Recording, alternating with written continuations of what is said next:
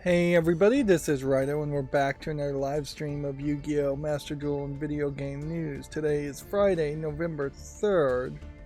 Starting a little bit earlier today, which is always nice. It's still probably starting a little way too late for most people. And certainly last stream where I started very late and went very late for like 4 hours definitely didn't get a lot of views. Which, yeah. Inherently, I guess it does almost come down to a question of should I just not bother to even stream if I'm late? Like, maybe in the world of YouTube, and just about only the world of YouTube, being so late is just as much a case of not showing up at all. Well, although in fairness, there definitely have been some jobs where you're not cut any slack at all as far as being late. Like, they obsess so much about people being 1 minute late, 5 minutes late, a few seconds late to log in some cases, and it's just a potential 1 strike and you're out policy, or 3 strikes and you're out policy. And at that point, if you're not getting any benefit, you might as well not show up at all, or show up hours later. In general, what I learned eventually in working other jobs is that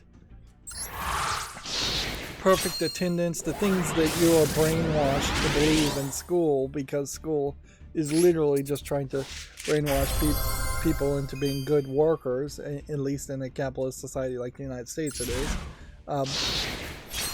is not appreciated, and skipping a day and taking a mental sick day is way more beneficial and more important, and not risking your life, literally risking your life, to rush on a road, to speed, to act in haste, even if you were not driving, which is incredibly dangerous when you're speeding because you're late to work or school. You also have the stress element, and so you're adding stress to your life. The more stress you add in your life at any point to yourself, or the higher the chance of you having a heart attack. And frankly, you're not getting paid enough to counter a heart attack or some other injury, physical or mental. Yeah.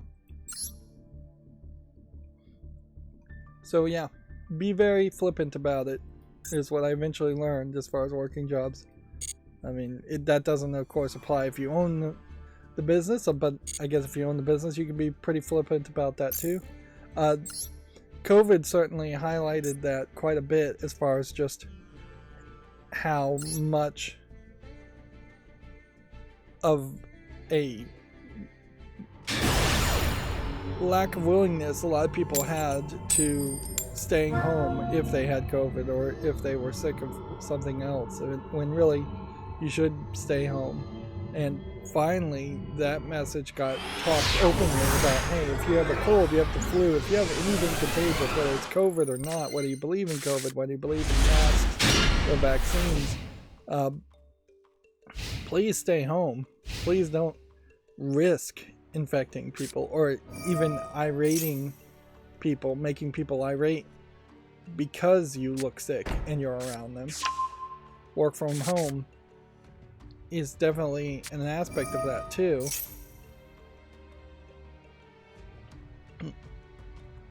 So yeah, maybe I should just skip some days when streaming. Although, on the other hand, well, that makes a lot of sense when you're working a job that's nothing, where there aren't really deadlines, and there will always be more work, and it doesn't really matter that much if the work gets done that one particular day. that's not really the same situation as what I'm doing on YouTube. If I skipped a streaming day, I would end up having just a ton of games to look at, which I could certainly do off screen, but that doesn't accomplish my goals if that happens that way.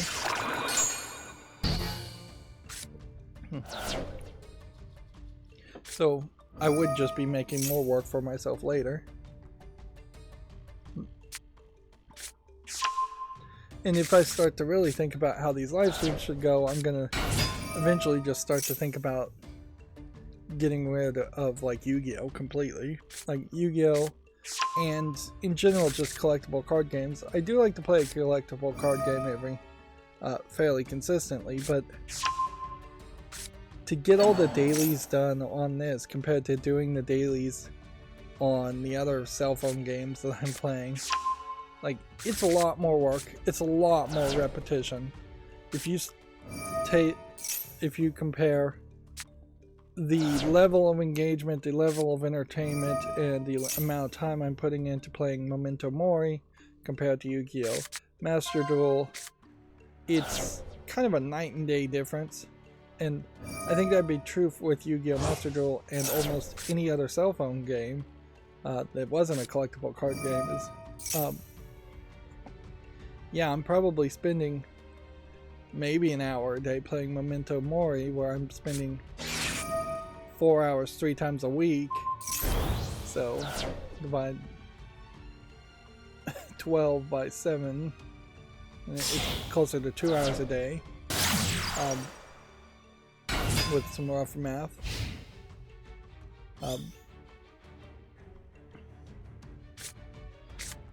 really bad math, actually. But yeah, what I'm doing in Memento Mori too is also very hands-off for the most part, or at least it's more varied in the setups. Like, I'm going around into different subsections doing different sub-gameplay mechanics, whereas Yu-Gi-Oh! Master Duel is just playing Yu-Gi-Oh! Then play some more Yu-Gi-Oh! Then play some more Yu-Gi-Oh! And yes, I could change the decks around and then spend a little bit more on the setup because of that, but that's not really gonna do anything other than waste time, because to get anywhere in the level of ranked play, you basically have to have one top tier meta deck that you're playing and nothing else.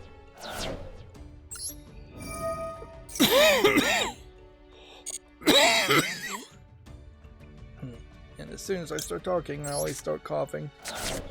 I turned on the humidifier in my bedroom in the hopes of that potentially helping maybe knock down what might be dust in my room, or just in general improving my lung quality, if not the air quality around.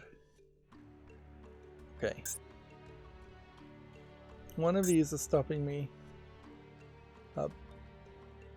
from special summoning. So I need to do this, toss this, and then do this.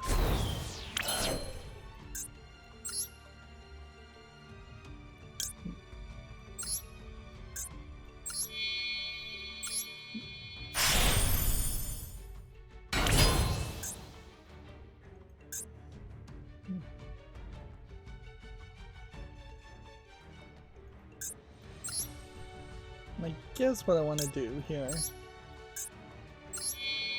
is probably destroy this face-up card,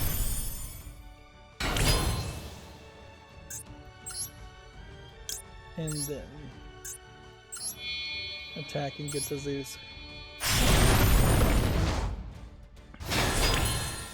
Yep. Probably should pay more attention when playing Yu-Gi-Oh! To see these kinds of multiple card combinations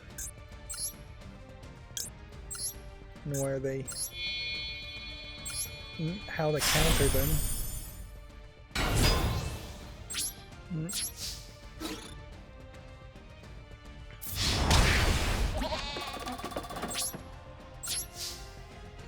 For the accountability section, I'm still programming and not making game footage.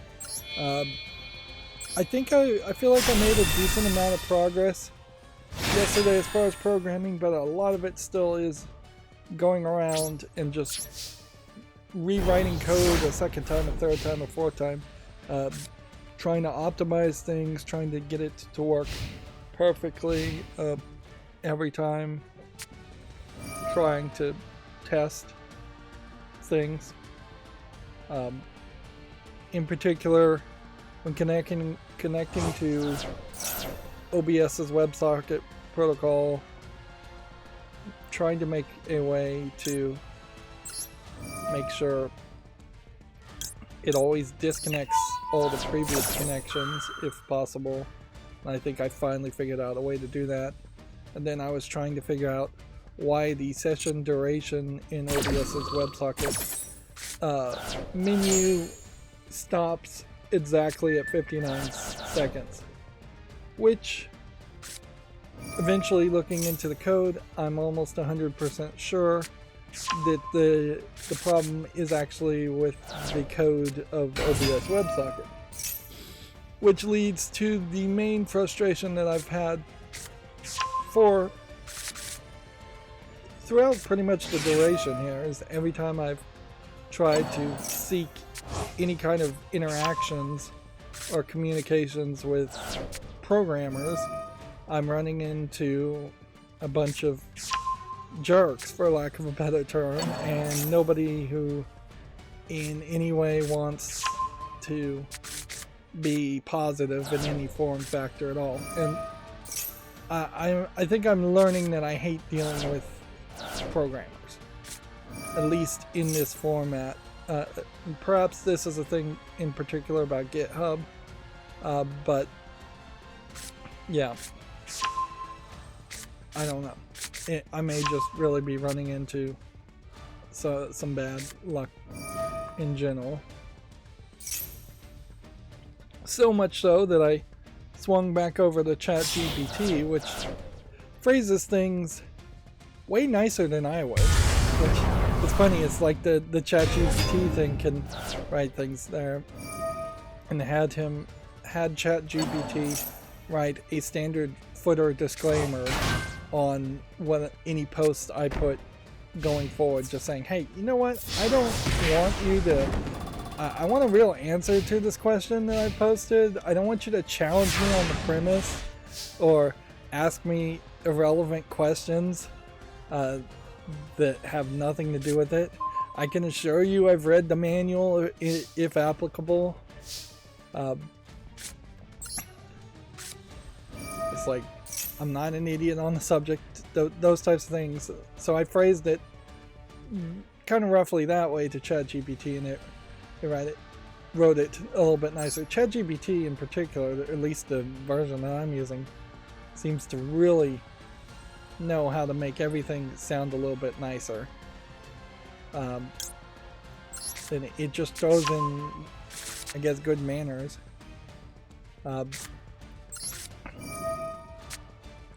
I really appreciate it for that. Inherently, I'm going to increasingly use ChatGPT to deal with humans. But yeah, as far as the connection duration,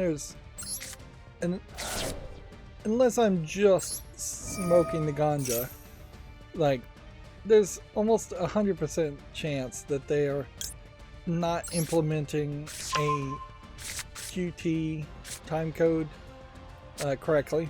That there's a function there where it wants a time, and it is oddly limited to the number of seconds that would be equivalent to the number of seconds in a day ahead or a day back, which is a weird time code for a duration or a function to use. And the original code I saw was really just taking the number of seconds and passing the number of seconds into the seconds field. But clearly I found in the documentation, unless they're using a function that has the same name and is not that function, which I doubt it, because it's a Qt function, and Qt is the user interface that OBS is being built on. And they were just handing the number of seconds since the connection was started, which works fine until the number goes over 59 and it hits that maximum limit. Then it just returns invalid, and when it returns invalid, it stops rendering it, which totally explains why every connection stops after it. So I don't have the capability to compile. I don't have the interest or time. I probably do have the capability to compile the code and test the code and see if it works. But I can certainly rewrite what is exactly 2 lines of code to say, hey, I think you should do it something like this. I'm not looking for glory here. I don't care about how many commits I have on a GitHub profile. I think GitHub profiles in particular are part of the problem, is that you have a lot of people who are closing issues and making commits that are very low quality in a way of just making it look like they are better programmers, more busy programmers. Inherently, if you want to work as a programmer, a lot of employers are going around and using GitHub profiles as a way of determining whether you're actually a programmer or not, and it's not a particularly good system unless you're looking at the actual code they're submitting. But yeah, when the documentation for this function says you can't be over 59 seconds, when you're putting 0 in the other forms, always, it's just not right. What you need to do is you need to convert it over. You need to take the number of seconds and then just do a division and rounding. Rounding down is fine. Yeah, rounding down would actually be the right way to do it. The number of seconds by 60, and that'll give you the number of minutes. Then divide the number of seconds by 360, which will give you the number of hours, something like that. And then you do the remainder of a division by 60 in the number of seconds, and that'll give you the number of seconds. Or at least I think that's how that would do it. Inherently, you shouldn't be using this function at all. It's a weirdly limited function for duration.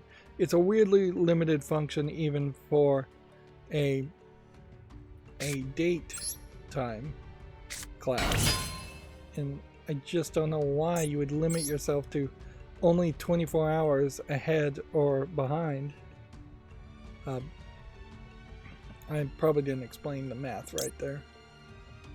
But yeah, generally that's what you do. You divide the number of seconds by the number of seconds in a minute. To get the minutes, you divide the number of seconds by the number of seconds in an hour to do that.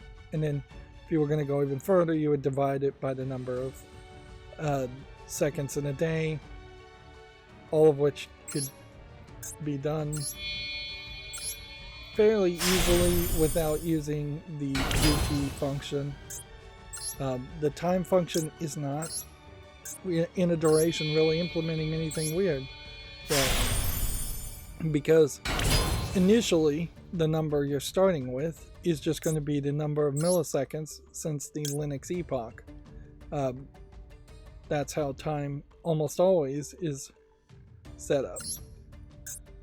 So you would have that time, and you'd say that's my start time. Then you would sample now as your next time, and you'd subtract the now from, you subtract the original start time from now, and that gives you a number of seconds. Then you would just run the math directly to convert the seconds to seconds, minutes, and hours. You wouldn't bother to make it a date time object that would potentially handle daylight savings time or different days and things like that. You're just overcomplicating it for what is simply a stopwatch function.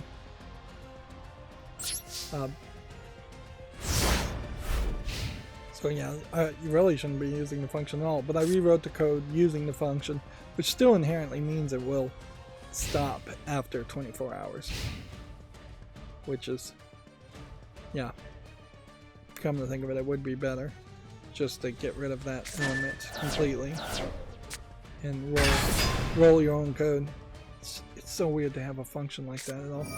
I almost assume that's because Qt is Qt is not really designed for games, and even in games I could see there being reasons that duration numbers would go over 24 hours as far as how long you've played and how much playtime you have. And the other functions in Qt as far as their date is also weird too, is that you can't just directly subtract seconds from each other. You have to use a function called add seconds and then add a negative number, which, yeah, I guess I could kind of see limiting your code somewhat and not having a bunch of redundant things, but that's kind of the bad way to make functions, in my opinion. Like, it would make a lot of sense that if you have a function called add seconds, you would have a function called subtract sub-seconds. Of course, sub and subtract might lead to confusion, so you'd probably want to be negative seconds or add negative seconds or minus seconds. But then if you did min, that would be minimum. So maybe you're trying to avoid some typos there. Like, maybe that's the thought. But there definitely should be a function that does almost the exact same thing as add seconds, but subtracting. Now, weirdly though, I would say you almost never going to multiply or divide, so having a function that said multiply seconds by other seconds doesn't make a lot of sense. And if you're making standard functions that other people are supposed to use, having more is better, which gets to the next thing I suggested. I made a very, very simple suggestion of adding a concept of a standard variable that was a toggle. I don't know if I've talked about this or not. And I decided to try and suggest it to the Rust implementers or people who run Rust, because I do have a small hope that Rust became more of a thing and became the new language for the future. Plus, inherently, even though Rust isn't a brand new programming language, Rust is a language that feels new enough that you could add a new basic variable to be like a floating point number or an integer or a boolean type of variable. Variables otherwise have been set in stone in the concept of programming, or standard variables at least, for decades upon decades.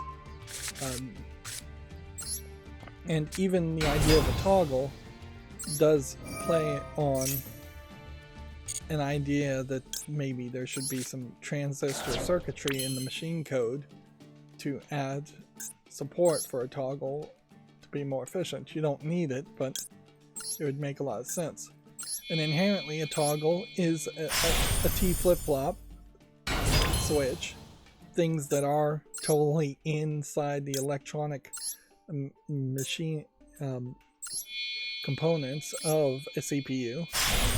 T flip-flops are a concept that is inherently known by kids who do Redstone and Minecraft, and so the idea of a toggle. But even if you've never done a day of Minecraft, you know a toggle. You interact with a toggle multiple times a day, whether you realize it or not, in a light switch. So the concept is super simple. The implementation of a toggle in programming is incredibly high level. Uh, it requires you to understand defining classes and mutexing and in general just typing in what looks like hieroglyphics to even a decently educated programmer. It's not going to be a first year programmer's topic to program and implement a toggle. It could be a project for a second year or even a third year programmers. So yeah, it makes a lot of sense to me that it should be considered at least to have that just built in for new programmers. Well, inherently, in that suggestion, I got 5 different jokes, for lack of a better term, putting it down. And in fairness, I'd say 5 jerks in general, 3 of which just had negativity and added nothing to the conversation, so I didn't respond to them. 2 of which added code that was incredibly complicated, 1 of which, the first one of those, I actually did respond to, and then they're just still challenging the concept. And like, hey, if you don't like the idea, if it's not for you as a late term programmer, I get it. Like, I get that a lot of people would never use the concept of a toggle, that they've spent decades programming without a toggle, but inherently, so what if it's not for you? Like, why shoot it down? Like, there are all kinds of variable definitions out there that you can define that people don't use regularly, and it doesn't hurt the code base at all to say, here's a function that you can use if you want to use it. Here's a concept that you should learn. Programmers inherently use other functions quite a bit that are toggles. Is the Wi-Fi connected? Is the WebSocket OBS connected? Is an LED on? Like, those are all Boolean true false values that toggle based on something.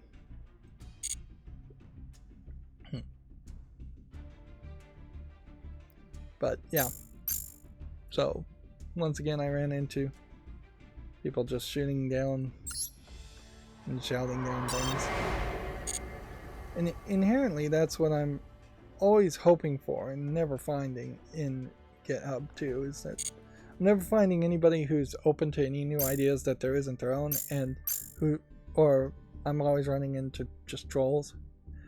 There needs to be I don't know if the idea is there needs to be some adults in the room, a human resource manager, maybe just more feminine energy of sorts in the things. It probably just needs to be a lot of reporting in GitHub in general. It's just like, can I just flag this person? This person's not helpful. This person is not contributing anything. Can I just block people? But inherently the problem with GitHub is that the troll that you're often dealing with is probably, or at least possibly, somebody that's high up in the community of that code, and it's become their own subreddit. Which, yeah, this is the more normal experience most people have had, is that you get to a subreddit, and I have had the exact same experience with subreddits too, is that there's just no real way to actually engage with Reddit other than to be a lurker and read, because if you try to post any new topic, it gets removed or shouted down or just doesn't get any play.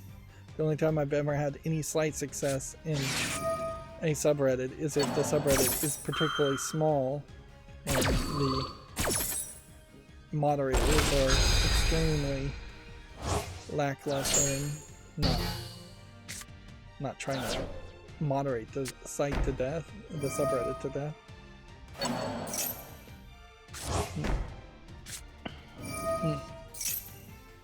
Yeah, and I think there was even a third interaction, or maybe I'm still just reeling from that first interaction a couple of weeks ago with the authentication code, which I still haven't really tested to make sure the authentication code works 100% of the time. I'm gonna have to, that'll definitely be an extra test to do.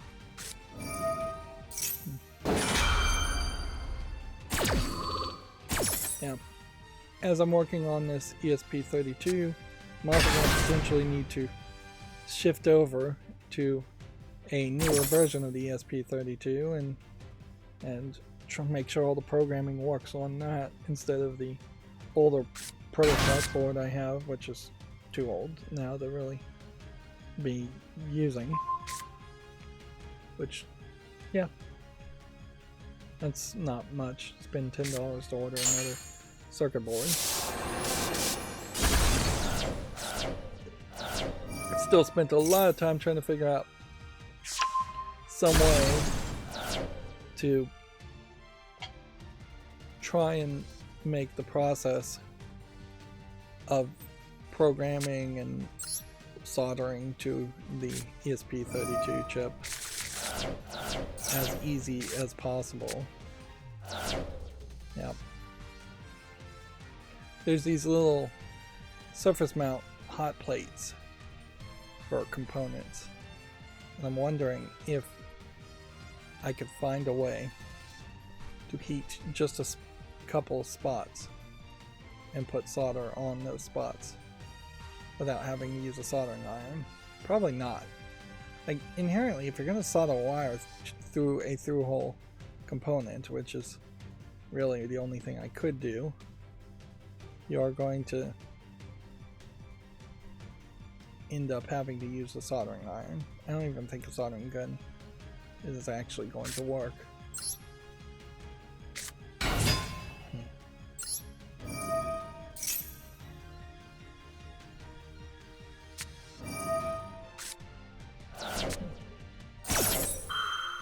This guy's just doing everything. We'll see if it works for him.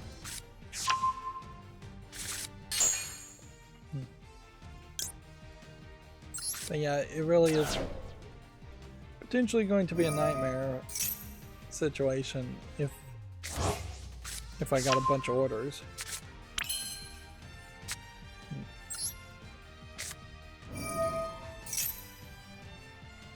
Which honestly, it makes a great argument to sell the chips themselves and unsoldered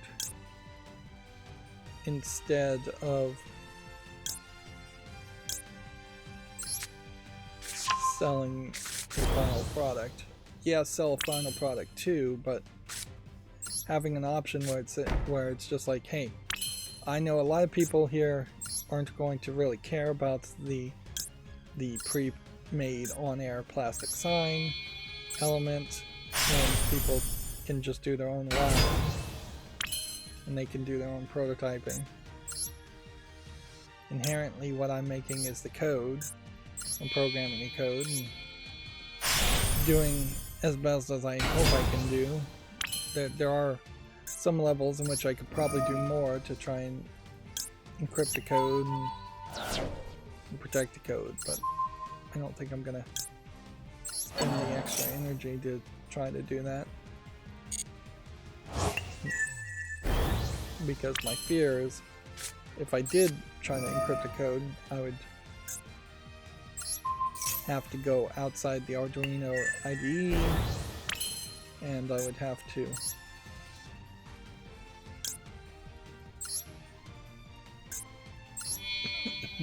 potentially lock it down in such a way that I couldn't install updates.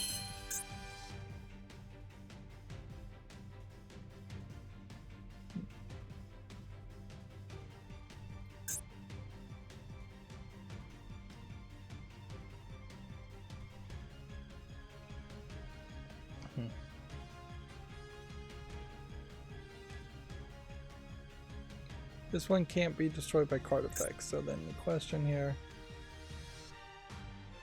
This do I want?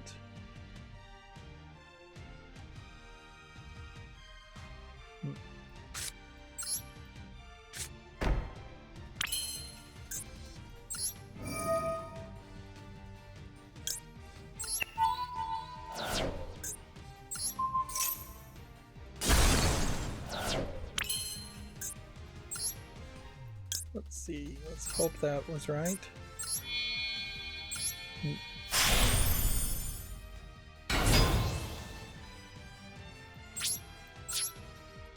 I imagine my live streams have gotten fairly boring in the past few weeks, just talking about programming.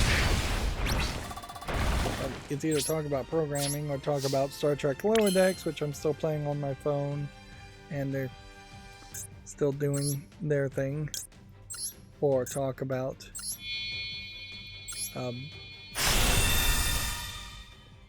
Tinkafuma, which they're doing new events, but honestly I don't think they're adding enough girls fast enough for the game, and I feel like I'm gonna kind of tap out and just be at a maximum level where I'm gonna have a bunch of stamina, and in that extra stamina there's just not gonna be anything I can do with it.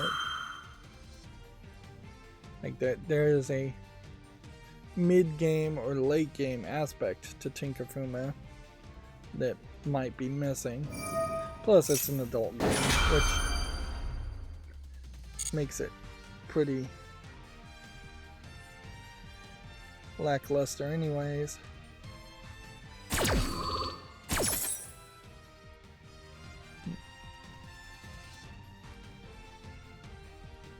And then Seven Mortal Sins Ecstasy is another adult game, and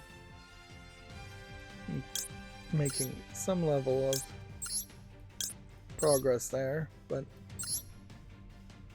it's still asking quite a bit. It's kind of the opposite problem of Tinkafuma, and definitely the opposite problem of Star Trek Lower Decks, which is a game that barely has anything in it.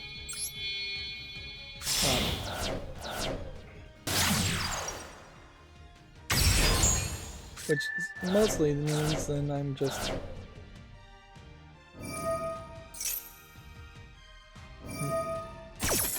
playing Memento Mori and then trying to play Memento Mori. I've hit a point where probably is going to take a couple days to make the next bit of progress.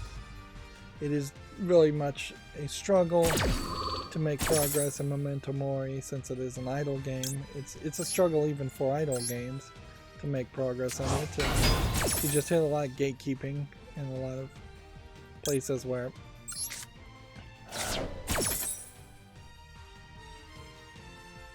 enemies get really, really difficult. Which leaves this weird situation where I'd like to play more Memento Mori, and I just really can't, compared to any of the other games where there's usually something you can do. Even Star Trek Lower Decks have little buttons you can click, usually, so as kind of an idle clicker.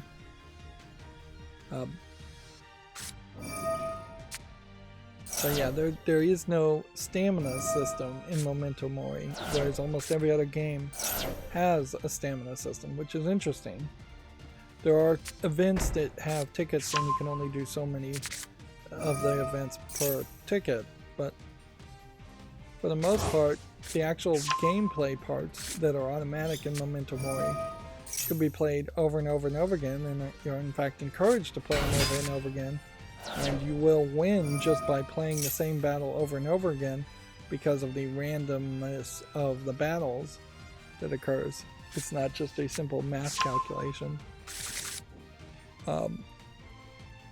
In particular, it's who you hit and how big of a critical do you get when you hit them, if you get a critical hit.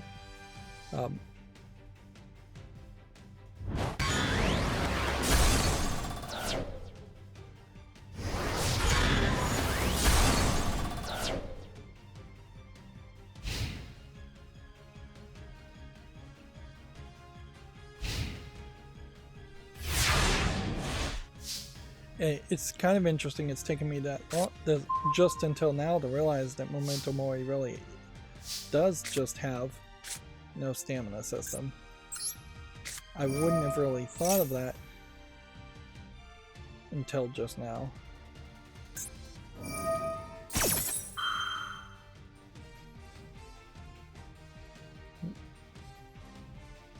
Yeah, I may have lost here. They may just have a counter for everything I can do. Or maybe not. We'll see. I'd like to see more games without a stamina system where you can just play forever. But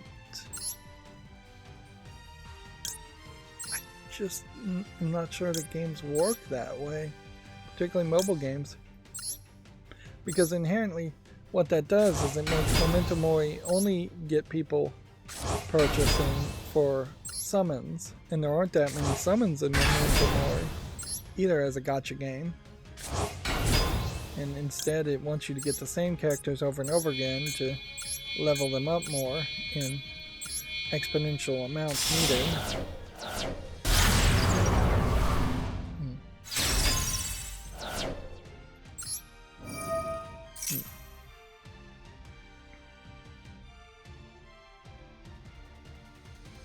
It's probably a good idea. It's a generous idea, in particular, to not try and get people to buy stamina and such, but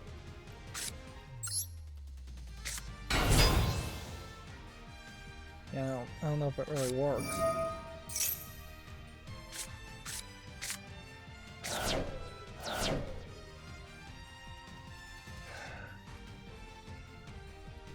Probably the last straw there.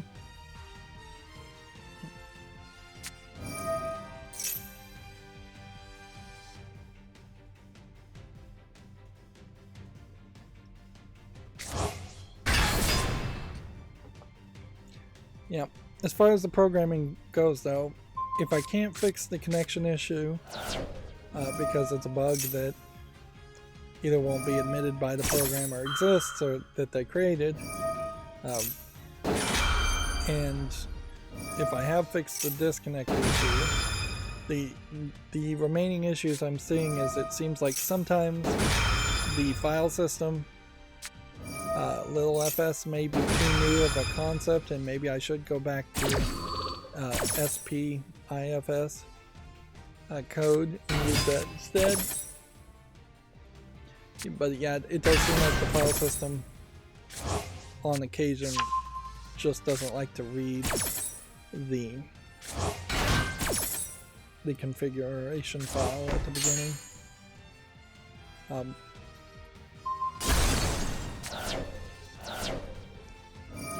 And then there's just a lot of testing and scenarios that need to happen though, but I don't need to really program for testing and scenarios.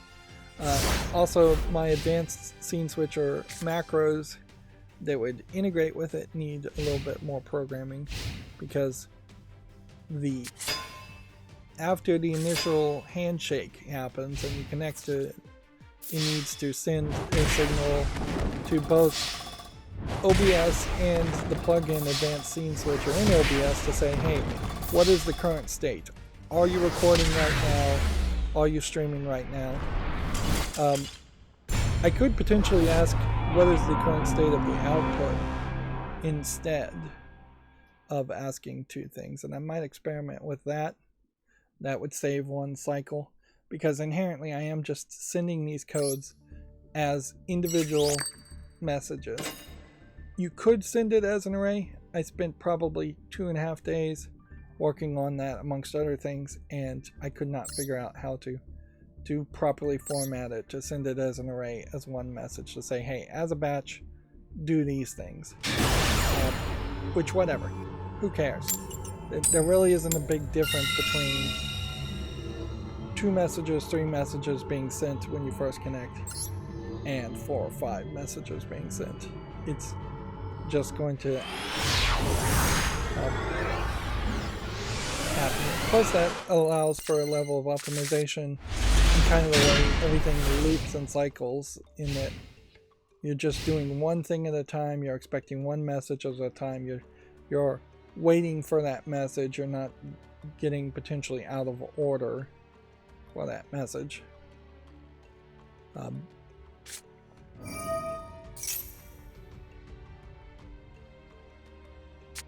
But yeah, I'll need to send one more message to Advanced Scene Switcher to say what's the state of other assumed streaming software, like Cisco WebEx or Slack or whatever else you would have installed on your computer. It does that by just looking for programs with title windows that match. So if it sees that a window called WebEx is full screen and focused, or is focused in general, it doesn't have to be full screen. That would be silly to test for that. But it just makes the assumption that you're on a web conference, and then it's going to send a signal. It can't 100% integrate into all this software. There would have to be a WebSocket protocol for every single kind of client, and there might be some WebSocket protocols for some, if not most of them, but they'd all be different. It would be such a hassle to program all of that, where this works pretty decently. I thought you could also potentially trigger it with just monitoring the microphone, and while you could do that, that's probably a bad idea. The idea that you would start talking in a room and it would think that you're on air and turn on the on air light is something that would only work in a few scenarios and would be dangerous feeling. It wouldn't be really dangerous. It's not going to actually start recording or streaming just because you're talking, not unless you change the programming to do that on Advanced Scene Switcher. But it would give the impression that you were streaming, and that give most people a fright. There is also a hotkey activation where you can just press a hotkey to turn it on or turn it off.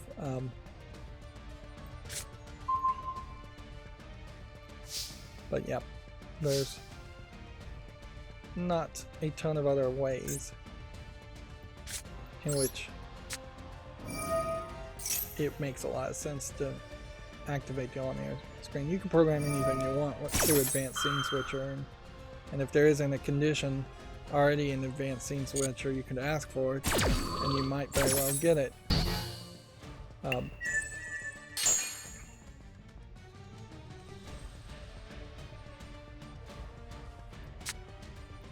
But most of the conditions for Advanced Scene Switcher are not built around the idea of testing if other apps are running and sending a WebSocket signal to another device. It's not really what it's built for. Inherently, if I could become super successful with this smart on-air sign, you'd want to program like maybe a mobile phone app to toggle it on and off too, and update the programming to handle that, although you may not really have to update the programming much. But there is definitely a concern that I will put this out, and very quickly, an As Seen on TV style ripoff company, which As Seen on TV I have heard has been sued successfully at least a couple times for stealing other people's products and ideas, would just show up and rip off the idea. And so being first to market may be about the best option I can do, is to just be small, be too small for it to matter to most people, most companies. Don't let people get the code, make it as difficult as possible. One thing I thought of there is that you could probably have a random length variable, in the sense that if you had like a character array that was defined at the very beginning of your code to be a random length, waste maybe 8 bytes to 32 bytes. If there's just a buffer at the beginning of your RAM, that potentially might make it so that people can't look at the RAM and copy it. Although maybe that doesn't really change too much, and as far as I know, it might be that it already does that as just a way of RAM wear leveling. Like, inherently, I don't know how easy it is to rip off code off of an ESP32. It might be super difficult already. It might be super easy. At a certain level, if the CIA wants to do it, they probably can do it. But I wouldn't be surprised if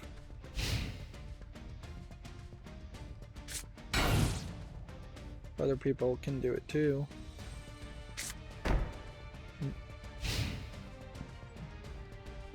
Yeah, my level of understanding of security is not going to be that high on any kind of programming. Like, that's why security experts specialize in that field.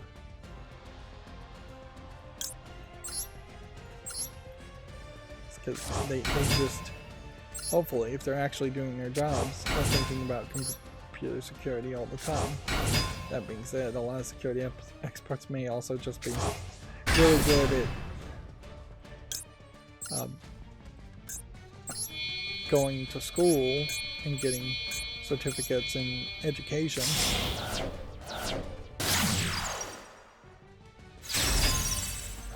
Which that also is often, I suspect, a problem.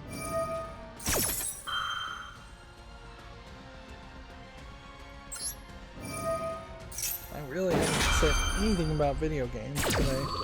I think this is probably the last game I want to play for today, unless we've got some other reason.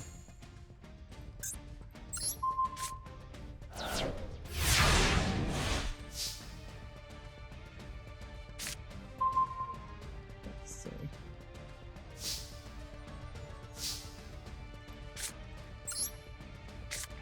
Shouldn't have put it there. That was a mistake.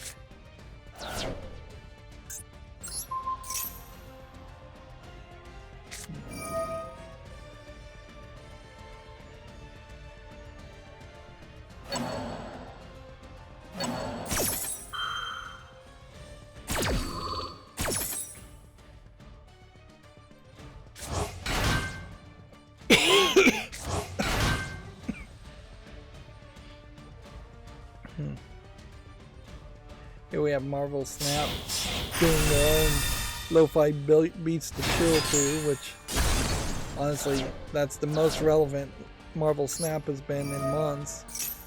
To me, is really is such a dead game. At least to me it is. I haven't heard anybody say anything about it. I stopped playing it. I uninstalled it. Such a shame too. There was such hope.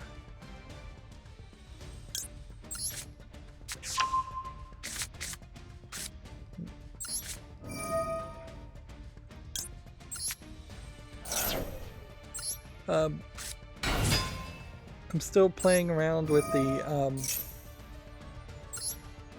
new plugin I installed, but it did feel like the settings I ran with today did accomplish what I was going for more.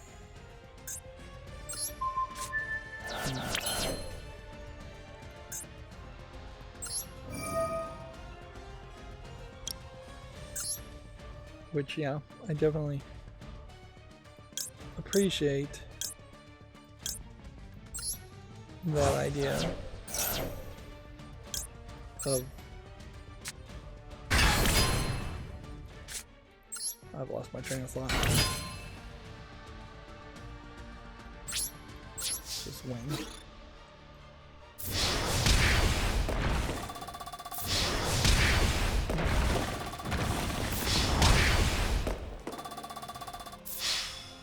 Yeah, my macro running a little bit better with this new plugin. Although I'm still not sure that what I want isn't actually just impossible, that in some scenarios I'm expecting it to act one way, in some scenarios I'm expecting it to act another. Did we get the daily quest? Yes. Okay. So yeah, there's not really a reason to continue playing.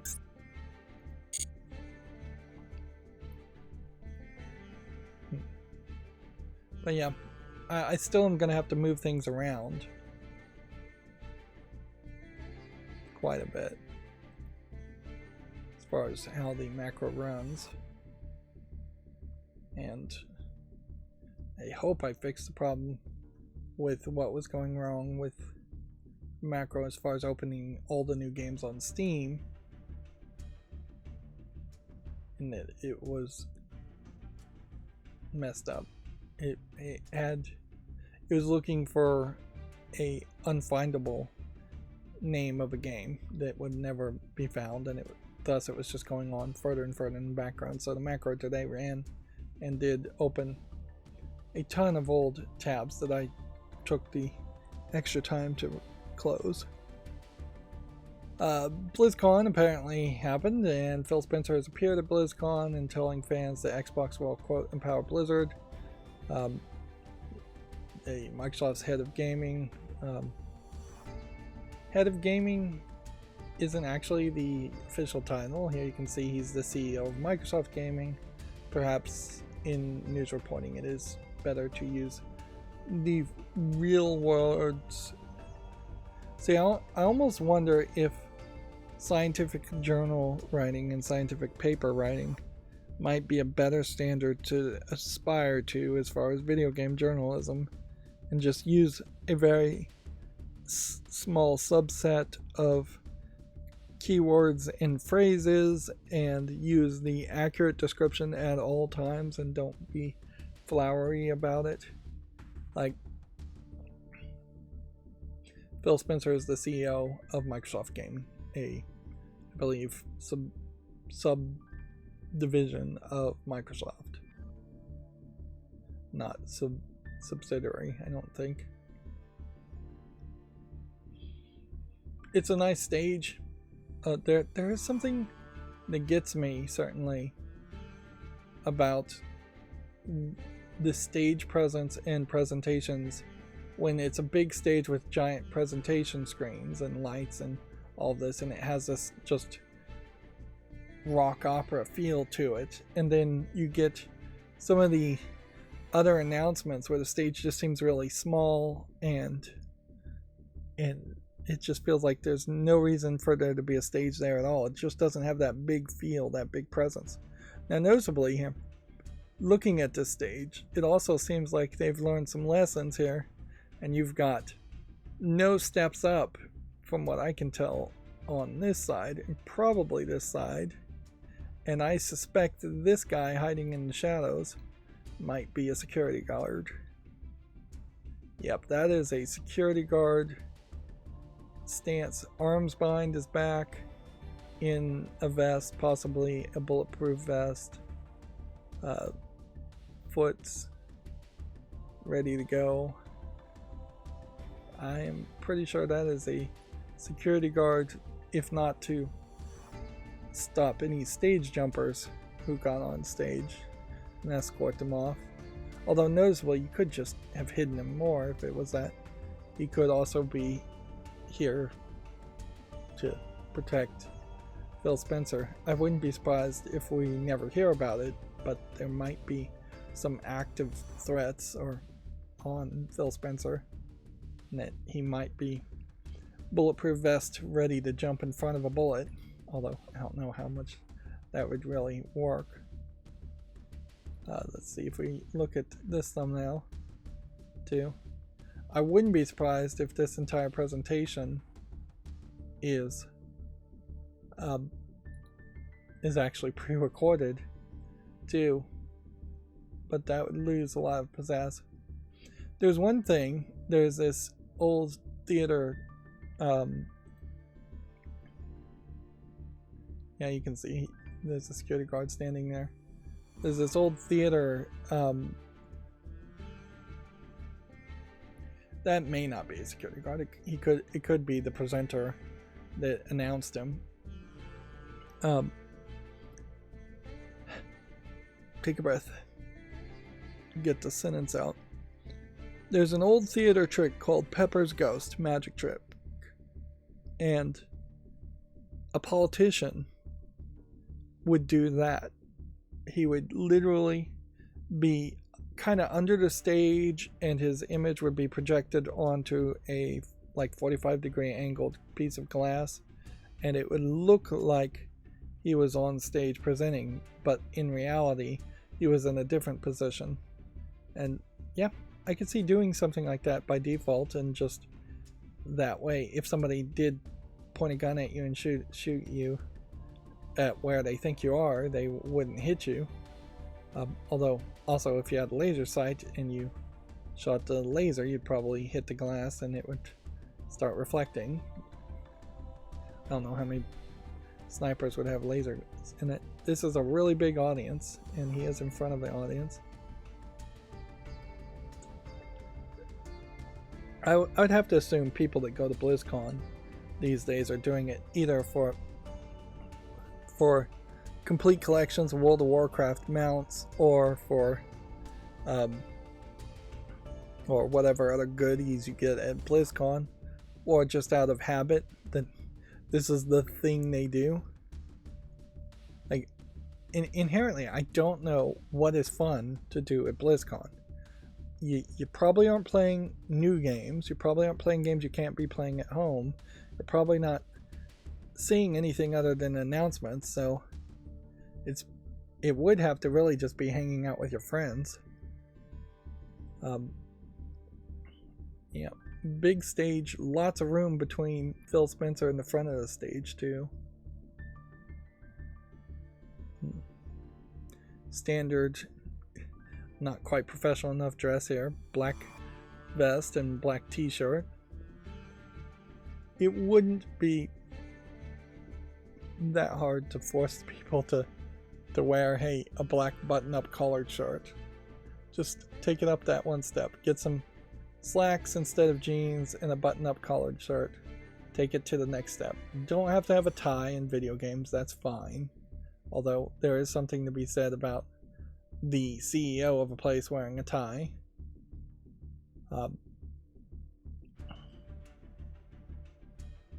It's an interesting question about like having wedding rings in presentations or shiny jewelry, but I would say wearing a wedding ring probably sends a decent message. But if you have like a gaudy $10,000 diamond encrusted watch, you probably shouldn't be wearing that. Inherently, you want people to focus on your face and look at you, and maybe there's less of that. So he didn't make much of a speech, according to this. Here, 3 minutes and 33 seconds.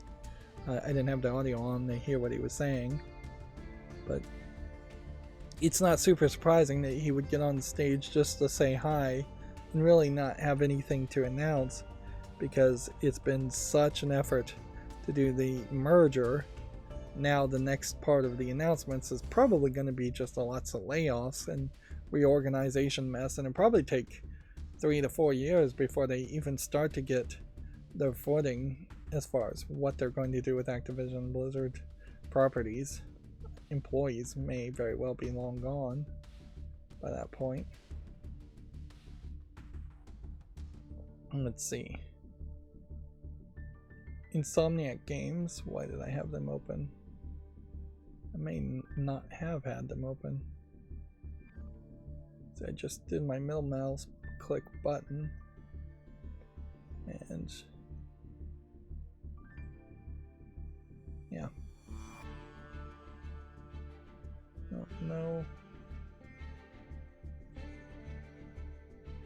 Let's see what happens. I see nope.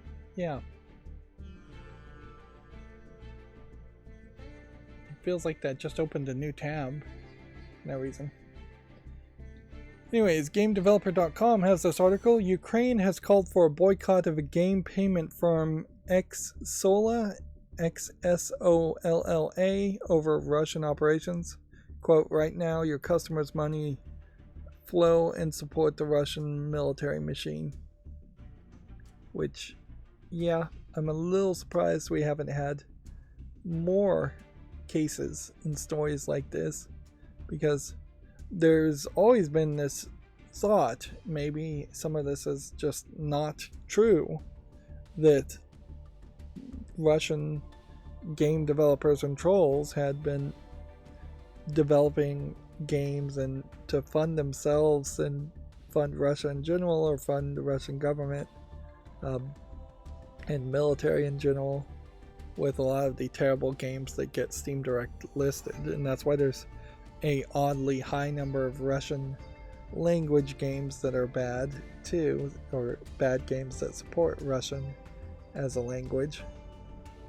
But weirdly, there hasn't been that many Steam style competitors or payment firms that have been named and shamed as having Russian ties. In part, I think that is because piracy is almost certainly still king in Russia, and if you are going to have to buy a game, you're probably going into a storefront to buy a burned CD that has a crack on it, and you're not doing it on an online platform.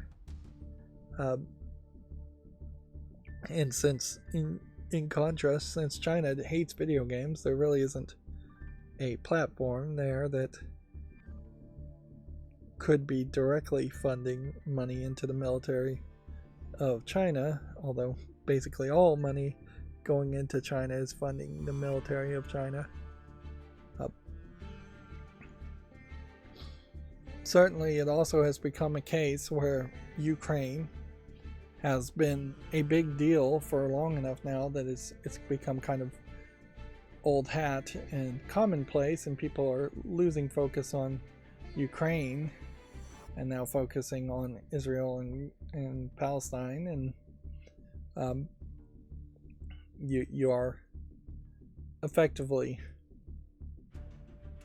people are getting overwhelmed with too much conflict, too much news, and they have forgotten that Ukraine was and is still a thing.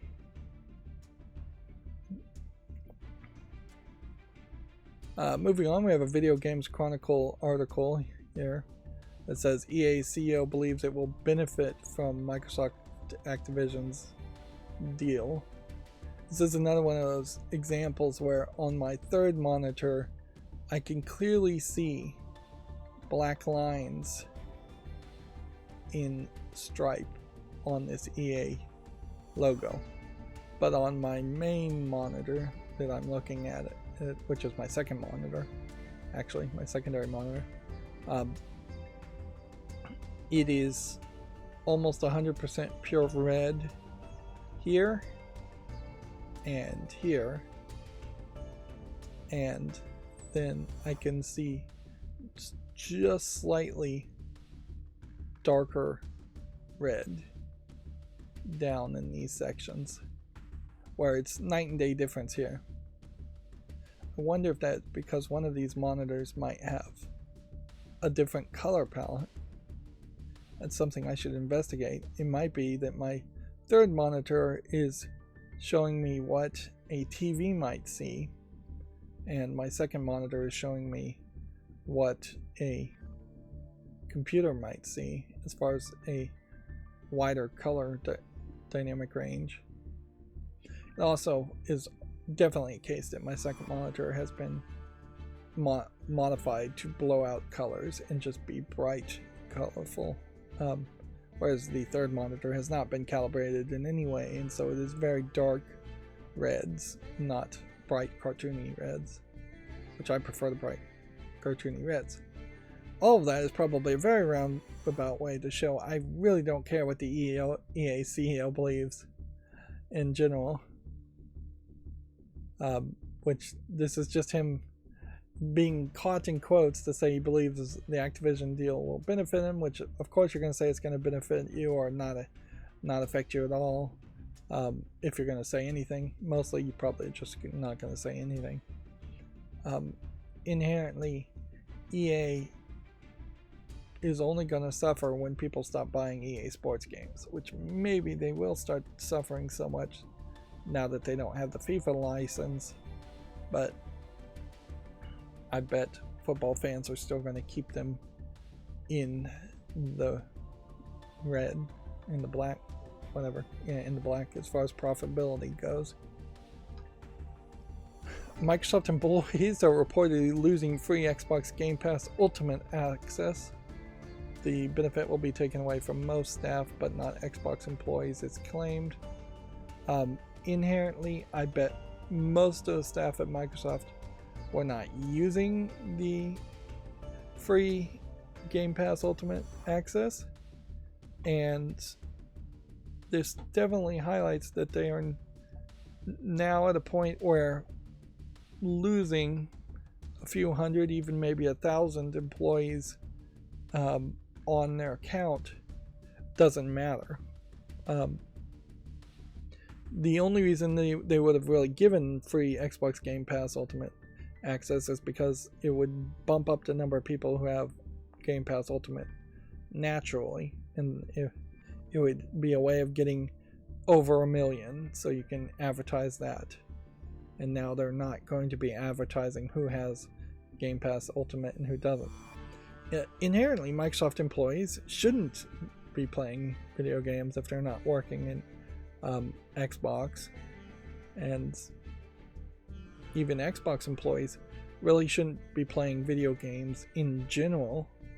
It makes a lot more sense, even for Xbox employees, to not get free Game Pass Ultimate access, because Game Pass Ultimate is built around the idea of having a bunch of games that you can jump around and play, where it would make a lot more sense that somebody working at Mojang making Minecraft would only have access to Minecraft and should only be playing Minecraft and only be encouraged at least to play it. None of these employees are being stopped from purchasing it themselves, and all of these employees are probably being paid quite a lot more than minimum wage, so they can afford it themselves, I'm sure. But yeah, if I am some .NET programmer working on the Windows, like WordPad software or something, there's no reason why Microsoft would want to give you a free encouragement to play video games.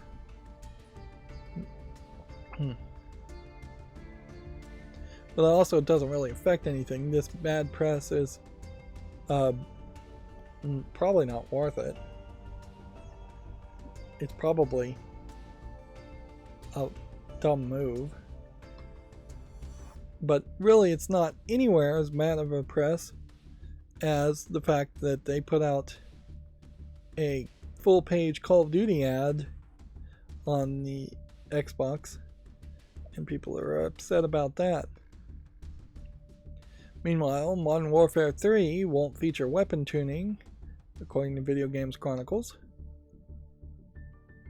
Blizzard announced 3 new World of Warcraft expansions and Cataclysm Classic. The next expansion is The War Within. Inherently, they have to announce new expansions, or they have to announce the shutting down of World of Warcraft, and they'd never be allowed to do that. But I haven't heard anybody say anything at all about World of Warcraft in at least a year, if not 2 or 3. So I don't think it's particularly popular. I think even people who got back into the classic versions have burnt out on that experience. Let's see. Rocksteady is hiring a senior engine programmer for Unreal Engine 4. So I guess they're not jumping over to a different engine like Godot, which Rocksteady would probably have trouble with their style of games, jumping over to the Godot engine. Of course, might work. And then they are also participating in an upcoming Women in Games Careers in Development and Networking Expo coming November 9th. The problem here with this picture, though, is instead of showing real women, and by which I mean a human being and not a 3D CGI character or cartoon, they have chosen to pick a selection of female characters in Rocksteady games, of which I don't even know where Velma comes from in a Rocksteady game at all. And we know this is Mortal Kombat. We know this is the most recent Batman flop. We know this is a Harry Potter character, although in fairness, I'm kind of having a hard time even being certain that this is a female character. Like, the hair might be about the only thing. The face looks very similar. I don't know what game this is from. I'm really not sure if she is just a DLC Mortal Kombat character or what.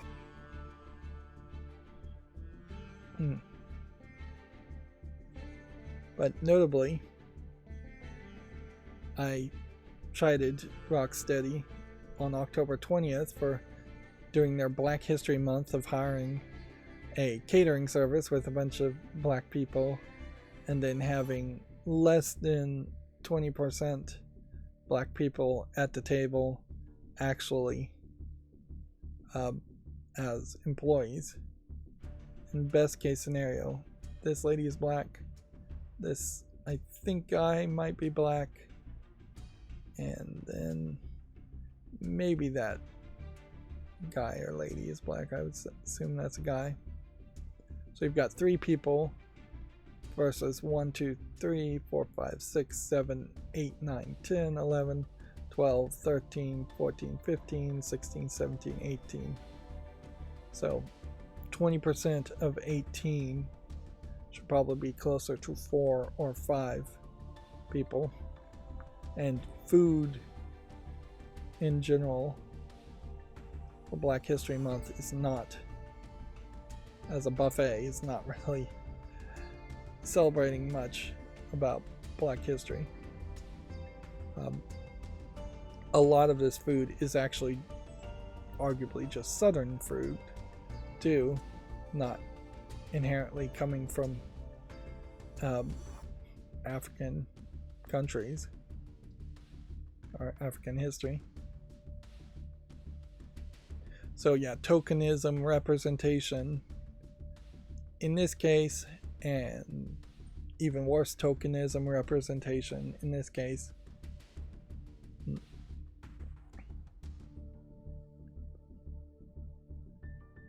Moving on, though, let's not go on for too long. I'm losing steam today. In part, I think, maybe coughing and maybe getting a little sick. The Xbox Series X and S has outsold the PlayStation 5 in Japan for only the 4th time. Microsoft's console sneaked ahead of Sony as Sony prepares to launch a new PlayStation 5 Slim model. And every time that happens, that's almost certainly heads are rolling at Sony of Japan.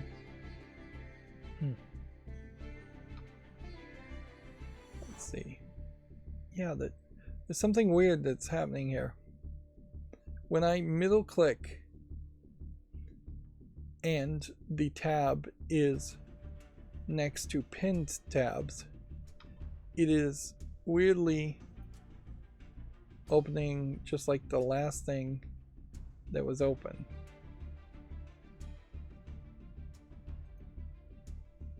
That's a weird way of doing things.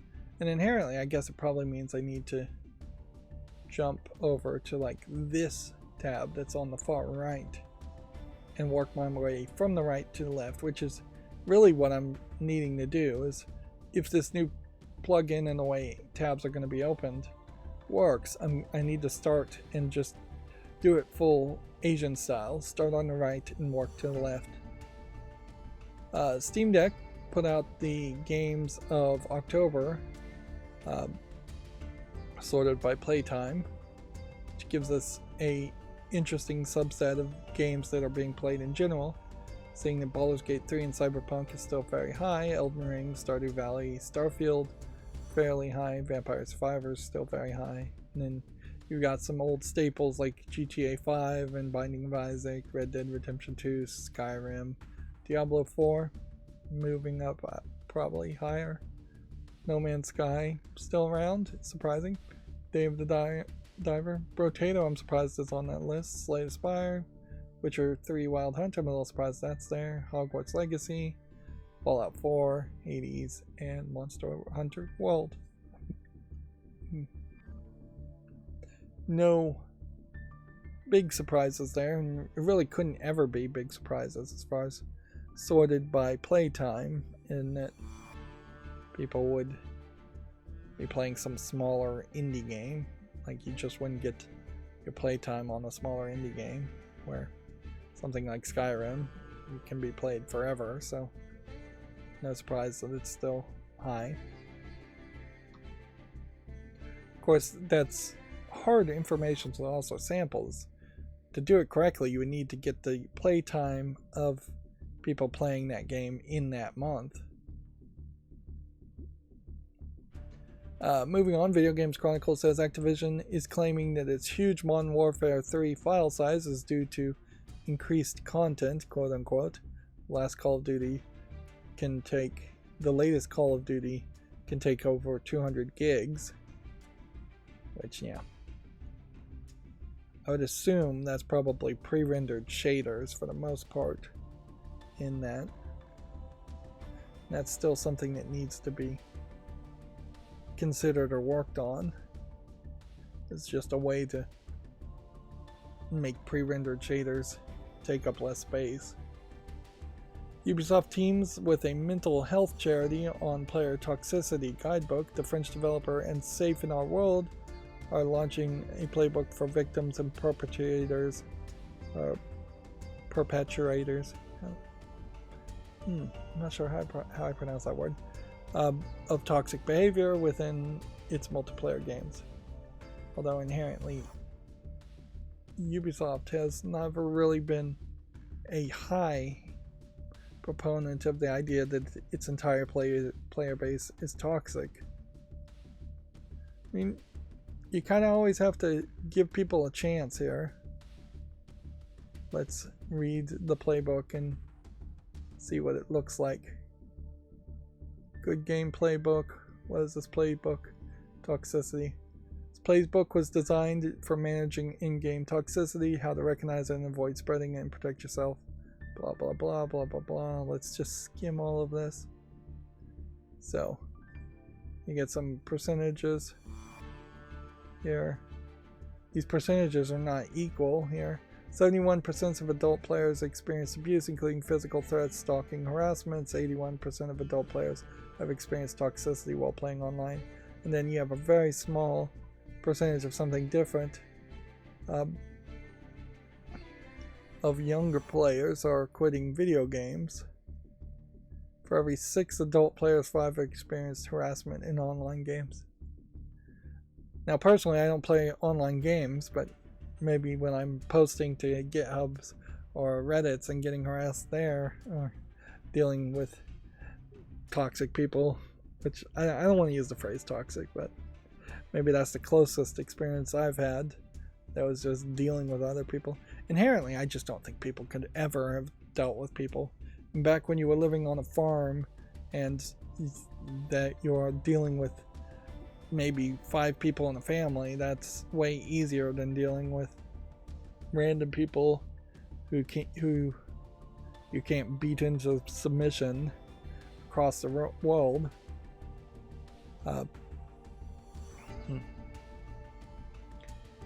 Why do we get tilted? Interesting. Toxicity and tilt.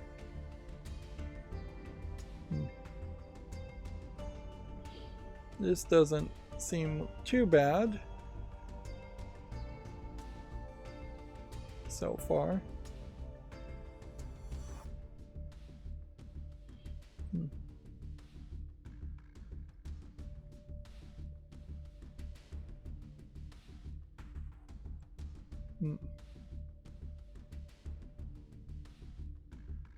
Yeah. So far, this seems like they actually bothered to write a real handbook here, and I wonder if maybe Ubisoft wasn't really that involved, other than they just allowed them to use their artwork. Like here we have Grow Home or Grow Up, which maybe Grow Up is perhaps the wrong title of game to use.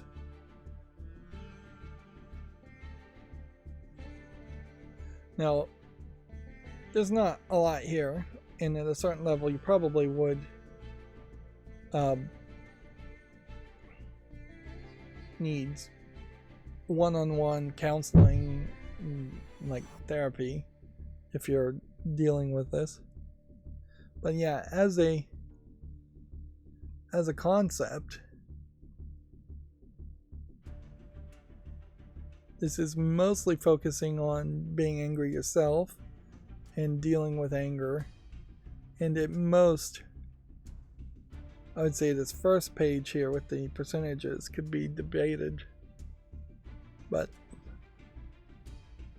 yeah, when you look at the thing, the first, this page here, toxicity in online gaming, is about the only thing that really has anything to do with gaming, while the rest of this is literally just dealing with anger and angry people in general in life.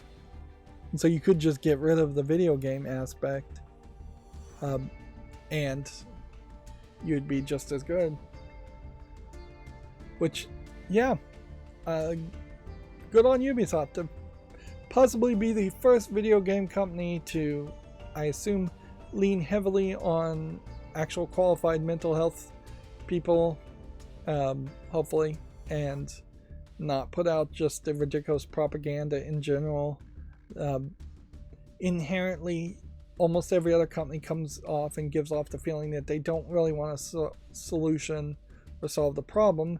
They just want, as a game developer, to play the victim and say that their player base, people that are paying them literally, are toxic, and that they're bad and wrong, and that the game developer's right, and their player base should listen to them 100% of the time. It's always these power plays, or it's always this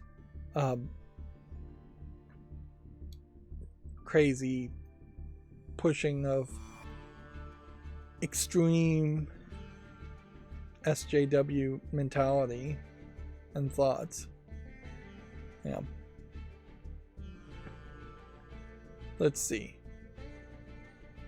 Moving on, we have a GameDeveloper.com article. Sega's Japan-made games gave the company its strongest financials this year. Sonic, Persona, and Like a Dragon are doing especially strong numbers outside of Japan, and Sega hopes to capitalize on those properties alongside their super game dream. It's interesting, though, that you would show what I think is an image of Sonic from a cartoon as your screenshot there. Whatever. Konami's latest earnings results mention Silent Hill, quote, remakes. Bloober is officially remaking Silent Hill 2, but none other remake projects have been announced. Still very much feels like something called Silent Hill 1 should be remade, even if it is just retroactively taking the characters of Silent Hill 2 and starting over again. Like, inherently, this guy is looking for his girlfriend in Silent Hill 2. It's what I generally understand from Silent Hill 2's story, having not actually played it. So it would make a lot of sense if you made a prequel where you played as the girlfriend being trapped in Silent Hill, and you could even make it a prequel where she's fairly young. She could be like 18 years old, trapped in Silent Hill, then she escapes, and then she lives out her life and meets this guy, and then this guy does Silent Hill 2. That would make a lot of sense. And you could just really abandon whatever the story of Silent Hill 1 is, which may not be much, completely in favor of rebooting the series and focusing on perhaps a linear pattern in which everybody who shows up at Silent Hill has at least bumped into the other people in Silent Hill. That would be one way certainly to do it. But yeah, anything, just make something called Silent Hill 1. And then I assume there's a Silent Hill 3. I don't know if that many people talk about it though, so but it would make sense to remake something and call it Silent Hill 3 too. In the same way that they're making an Alone in the Dark game that's just called Alone in the Dark. You might as well use those titles. Prey certainly proved that making a new game called Prey, because you have the rights to the phrase Prey, works. You don't have to inherently make a new game that is like the old game. Pokemon Scarlet and Violet's The Indigo Disc DLC gets a December release date. Do we have a specific date? December 14th, 2023. That's from Video Games Chronicle. And then I think we've already talked about Sony Interactive Entertainment acquiring the AI learning company iSize. I feel like iSize isn't just an AI learning company though, but maybe it is, I don't know. Feels like it's a little too early for any company to say we are an AI learning company only, unless they're just a brand new startup. TT Games is going to this Animex festival, which I would have assumed was a anime festival, but apparently it's a games and animation and VFX festival. And they're going to be giving talks and reviewing portfolios at their own and having their own booth. Inherently, it's kind of questionable though, as far as video effects and animation, how much you can really aspire to as far as TT Games, because all they're really doing is making Lego style games and Lego visuals. That's all TT Games has done for decades. So I wouldn't expect there to be too much to learn if you're trying to make hyper-realistic 3D CGI graphics. You have quite a collection of, if these are all animators, that's quite a decent amount of them. Might also mean that they are not really working on anything too much, that they have free time. But yeah, this animation style is somewhat unique, but honestly I also would say that the Lego animation style has gotten worse over time, and the visuals have just gotten much more shiny with lacking in detail as far as the Lego characters go. It's a lot more rigging than texture animation as far as how they make these Lego minifig characters in games. And it's also definitely important to point out that the Lego games, particularly on PC, major stuttering issues too. It's not like the engines that their game runs on are particularly optimized or smooth. Although in fairness, their newest game is on the Unreal Engine, so they did finally abandon whatever they were using before, whatever in-house engine they were using before. Thank goodness for that. And then Starbreeze says Payday 3 is finally up and running as its first patch is released, which is, I guess, pretty much all you could say at that point. Alright, so then that's going to bring us to the regular news. And we'll see how this really works now that there are no pin tabs on this window. What happens when I middle mouse click here? Let's see. We had the spike up of Apex Legends. First and foremost, I redrew reset the graphics. And so let's fix that. So the old way I had it set up is that it was logarithmic. So the amount of space you'd go from 500,000 and 400,000 was much less than from 400,000 to 300,000. This spread out this section quite a bit. What I've done is I've lowered this maximum number to 450,000 and gotten rid of the logarithmic, which changes the way this chart looks drastically, and I will show you. In particular, it makes these ups and downs in the lower part more equal to the ups and downs here, where these are getting exaggerated quite a bit. So let's reload the page. So now it tops off at 450,000 and still minimum of 100,000. If I go low down to 50,000, there's too many things and it gets distracting at that point. But then this, while it is still the same trend, it is a much more accurate trend now. The amount of distance between 450,000 and 400,000 is the same as 400,000 and 350,000, which, by the way, they automatically added, the chart automatically added the 50,000 units by me turning it to 450,000. It scaled it down. Now, as for actual gameplay trending, as far as players, we're still seeing the finals playtest drop down, and Call of Duty dropping a little bit. And what's this game here?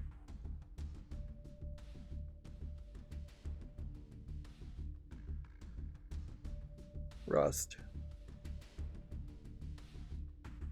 I suspect by Monday we'll start to see some new games showing up here. And yeah, the dates are still squeezing and the data points are still adding. And there's just a really big trend as far as Baldur's Gate 3. Losing a lot of players and then bringing back a lot of players, then losing a lot of players. But in general, this is still fairly successful for Baldur's Gate 3. It just really indicates that Baldur's Gate 3 will eventually find a valley and stick at it. We may be seeing the beginning of that, in that it'll be at like 100,000 players for years and years and years. Although in all fairness, I also haven't heard anybody really say anything about Baldur's Gate 3 lately, so maybe people are close to being done with it. Steam's Spooky Fest, or whatever it was called, is done. This was a weird one.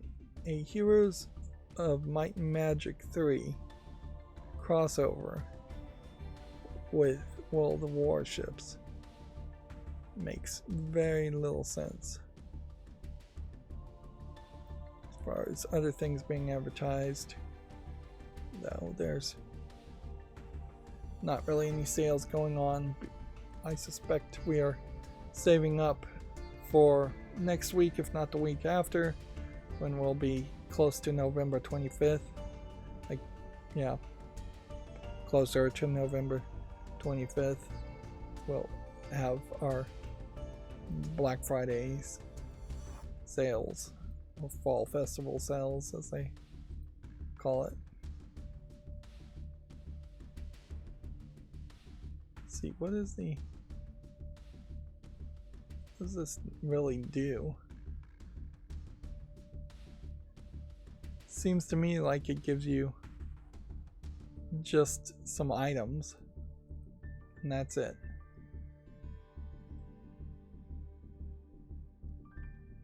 Multi-game content pack. It includes buying Heroes of Might and Magic 3, which I already own, and then it gives you this World of Warships crossover advertisement, which That's a weird crossover, but it really highlights how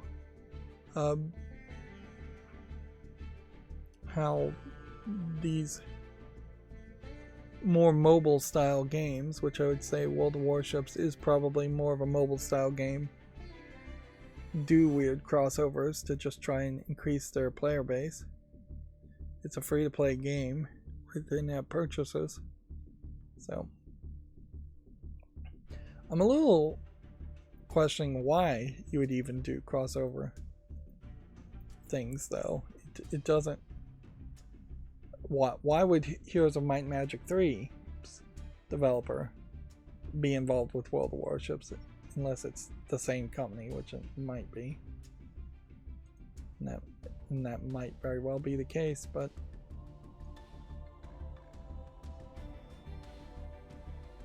let's see. When we actually look at this very old game, you can see it's developed by .emu and published by Ubisoft Entertainment, where World of Warships seems to not be in any way connected. Now the problem with Heroes of Might and Magic 3 is if you don't have any nostalgia for it, you're just going to see these tiny visuals and say, boy, does this look like an old game, because it is an old game. It's not even particularly as positive as I would have thought it would have been. Alright, but moving on to new games. I guess if I'm on the tab on the furthest to the right, it has no choice but to close the tab and move over to the I mean, if I'm on the tab that's furthest to the left, I have no choice. It has no choice but to move me to the tab on the right. We already talked about this.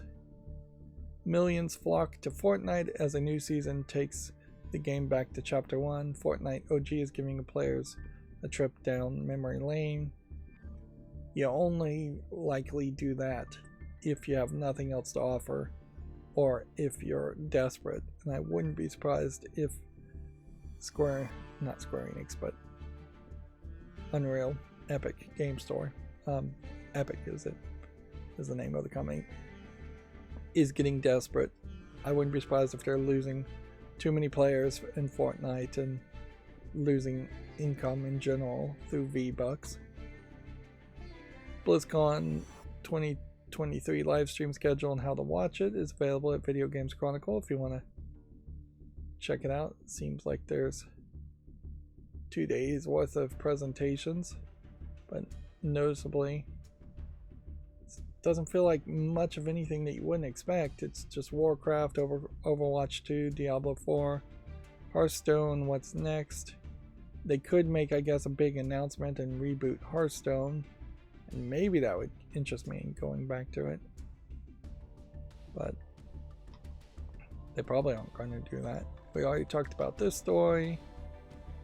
RGG Studio says Like a Dragon Gaiden took 6 months to make. The studio considered making it as DLC, but chose to flesh it out and release it as a full game.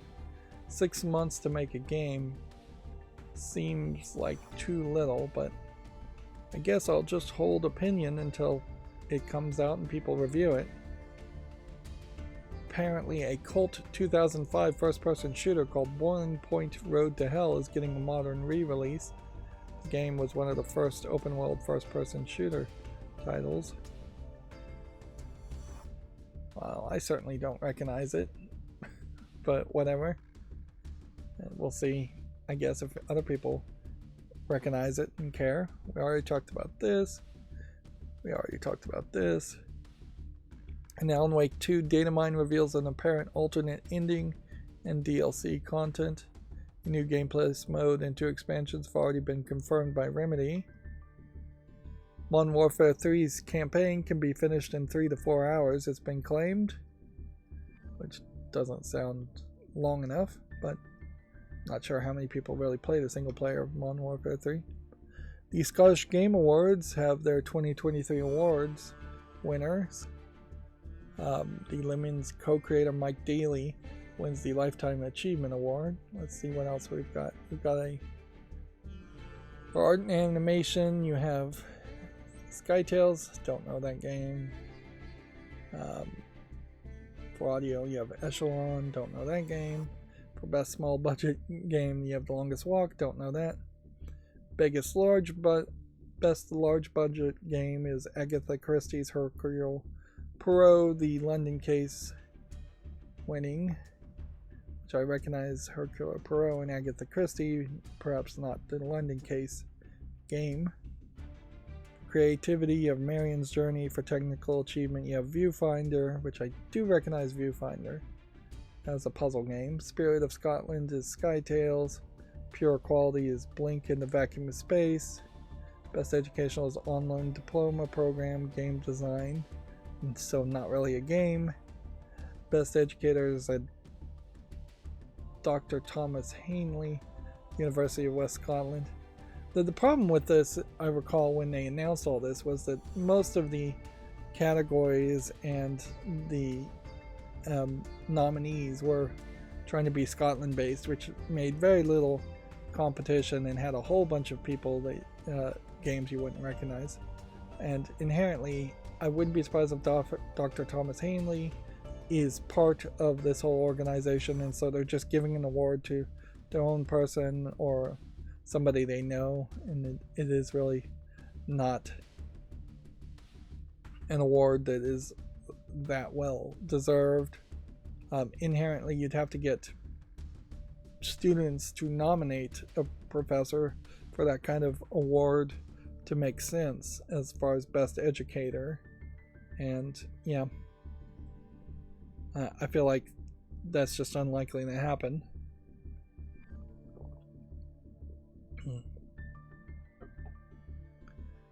Diversity Champion sounds even shadier in the same ways that they just wanted to give somebody an award. The Lifetime Achievement for somebody who actually made games for a long time kind of makes sense with Mike Daly. But then you have a Community Spirit Award, the Stalwart Gilray, yet another award given to a person. They're not even really explaining who that person is. Technologies and Tools being given the Game Maker Studio 2, which, yeah, I don't feel like any of those softwares deserve awards. And then a Rising Star being given to yet another person. Like, on the other hand, I kind of like the idea of giving awards to people instead of fake corporations. So I could kind of overlook it, but in general, I'd like to see game awards in general given to pieces of art, games, and not the people in particular who even made the games.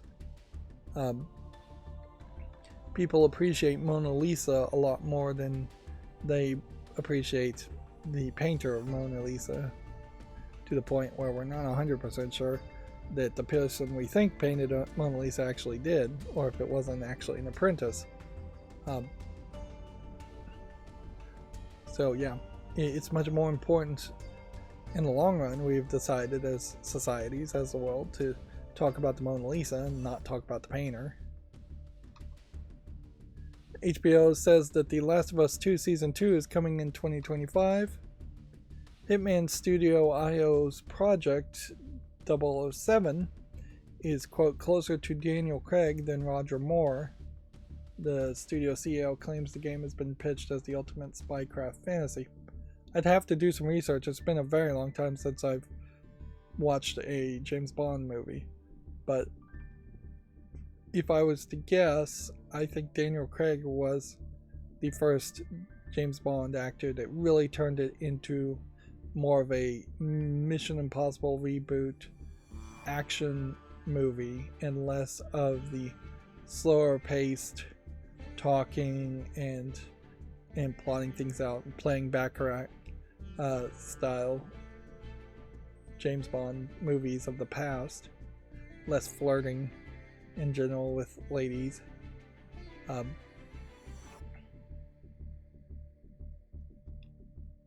Inherently, there's always been, even like when you go back to like the first Doctor No movie, there was always action sequences. It's just that the action sequences are being done so much better in James Bond movies these days that they can go longer, they can take more of a focus, and they can look a lot better. So a car chase, which would have been exciting in a movie like Dr. No, is something that would be looked as rather boring by modern standards. But as the action sequences take up more time of the 2 hour or so film, there's less emphasis on character development and dialogue, which inherently the James Bond books are going to have a ton of character development and dialogue in it, and modern James Bond movies really don't have to have that. Xbox pushes a full screen pop-up ads for Modern Warfare 3, Call of Duty Modern Warfare 3. Also, I thought Modern Warfare 3 and Call of Duty were separate games, but I guess they're in the same series. The platform holder is promoting early access following the completion of the Activision deal. So immediately there's major pushback here of just a full screen pop-up. When does the full screen appear? It appears when users boot their consoles and the features calls out to purchase Modern Warfare 3's premium version. This isn't the first time there's been an ad like that. It pushed the full screen promotions for Starfield and Forza Motorsports. On some level, I'm sure Xbox does think of themselves as an advertising publisher too. And so, yeah, people who play on Steam and play PC games should count their blessings that we don't have full screen pop-up ads popping up every time we launch a game or every time we launch Steam. Although, inherently, when you do launch the Steam client, it can pop up a bunch of ads if you want to see them, but you can turn that off and never see them again after the first time. And when you go to Steam's front page, there are times when the front page is focused heavily, but it's never a full screen focus on a single game. Alright, well, that's going to bring us to the Gamatsu articles now. Diablo 4's expansion, Vessel of Hatred, has been announced. I couldn't really care less until they change how Diablo works. Overwatch 2 reveals a new playable hero in Mauga, which feels like a very late to the party Hawaiian character. He looks very much like the Hawaiian character that The Rock played in that Disney movie.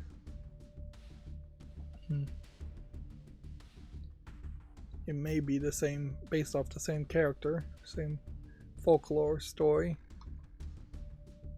Roman Sands Rebuild demo is now available for PC. Which, now when I click on this, that's going to bring a new tab on the left side. Then when I mouse click, it's going to go away because it was already on the follow list. And then when I mouse click, I move forward. So I think that's what I want to have happen. A wholesome store management simulation called Discounty for PC is going to be published by B-Cubed. In this case, though, I'm not going to close this one because it wasn't on the follow list. And I'm just going to go over here, and when I click on that, that's going to move me forward to the right. Interesting. Gran Turismo 7 Spec 2 updated its opening movie, or they have an update showing the open movie, I assume. Genshin Impact version 4.2 update Masquerade of Guilt launches November 8th. I guess Genshin Impact is still being played by some people, but I don't think there's really much more you can add to Genshin Impact to gain any new players. Yeah, particularly when you're at version 4.8. An action-adventure RPG What the Duck launches November 9th for Switch and PC. Let's see what Steam has to show here. Might be something. Honkai Star Rail version 1.5 update, the Crepuscular Zone, launches November 15th. It's kind of hard to keep straight in my head screenshots between Genshin Impact and Honkai Star Rail. They look too similar. Voltage, I guess that's a company, has announced Otome visual novels project code Kaleido Tower, project code Neon Mafia, and project code Vampire Hunter. I assume this is Vampire Hunter, and then I would assume that this one here is probably Neon Mafia because of the clothes style and the neon colors back here. But I mean, you've got some nice colors here. Neither one of those I would 100% say are actually neon. Kaleido Tower, though, would make more sense here. They definitely like to announce 2 or 3 visual novels at the same time, which really does highlight that there is a pace at which they make visual novels that is weirdly a little too fast, to the point where they have to announce 2 or 3 of them at the same time in their announcements. Although also they wouldn't get enough press coverage if they didn't announce 2 or 3 of them, because visual novels aren't big enough to be reported on otherwise.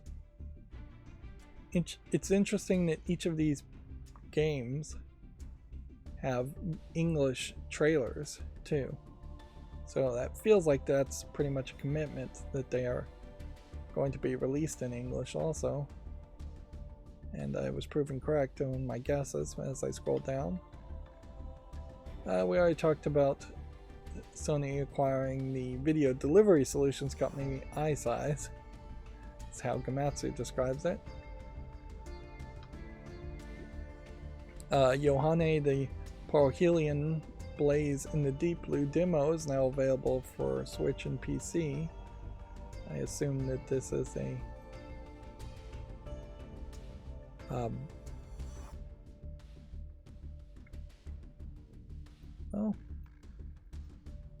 it's a platformer, Metroidvania type game. That's not what I assumed it was going to be.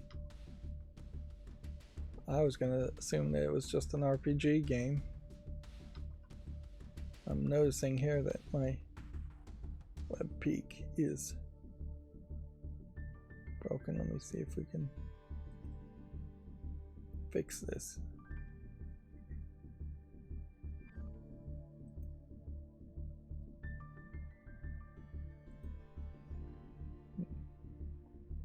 There we go. Moving on, Jujutsu Kaisen Cursed Clash characters trailer for 3 characters are available if you want to check this out.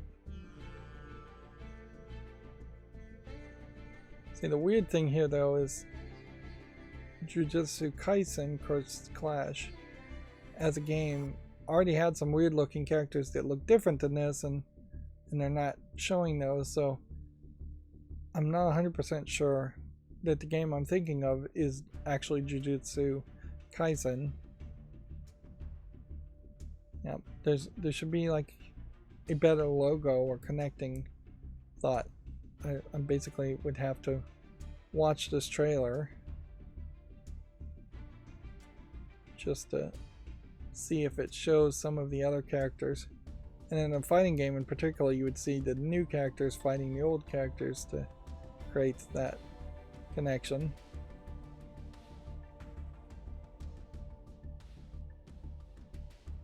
In a lot of ways, this feels like this is just potentially a Dragon Ball game without the Dragon Ball license, which there really does need to be, I assume, a couple of companies that worked on as a second party developer Dragon Ball games that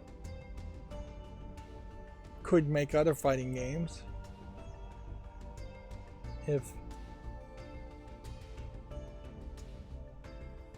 if you can get a collection of your own characters out there. But I think this Jujutsu Kaisen is an anime too, so it's still licensed characters.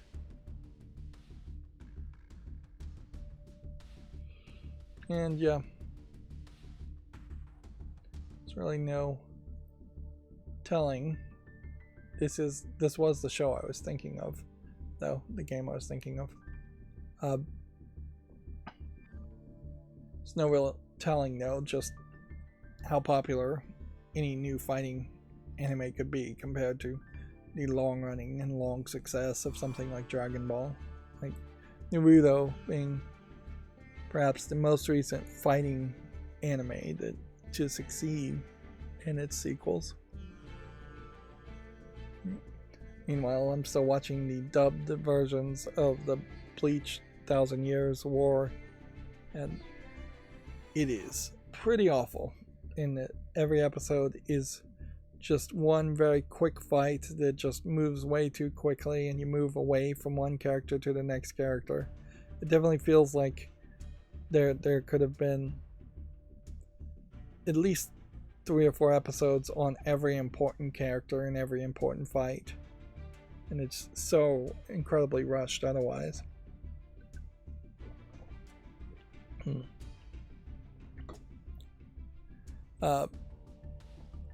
Moving on, Tekken 8 adds Victor Chevalier,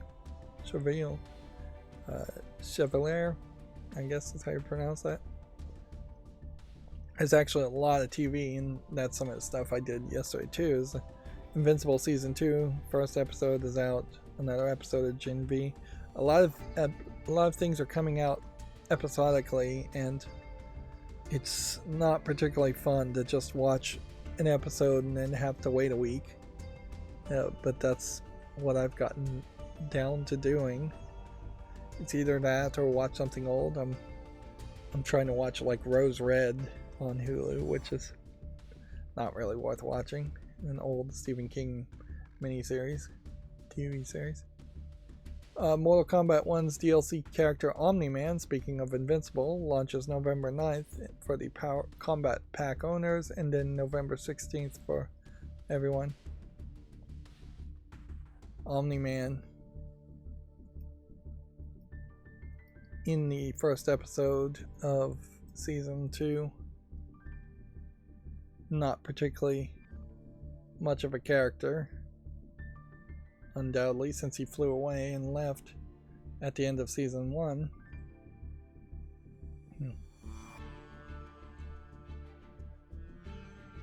Omni-Man only really works as this kind of disappointed father character, and you have to really play him well. He doesn't really work, in my opinion, as just a fighter character, even in Mortal Kombat, where you really don't have to write a lot of characterization or backstory for the characters.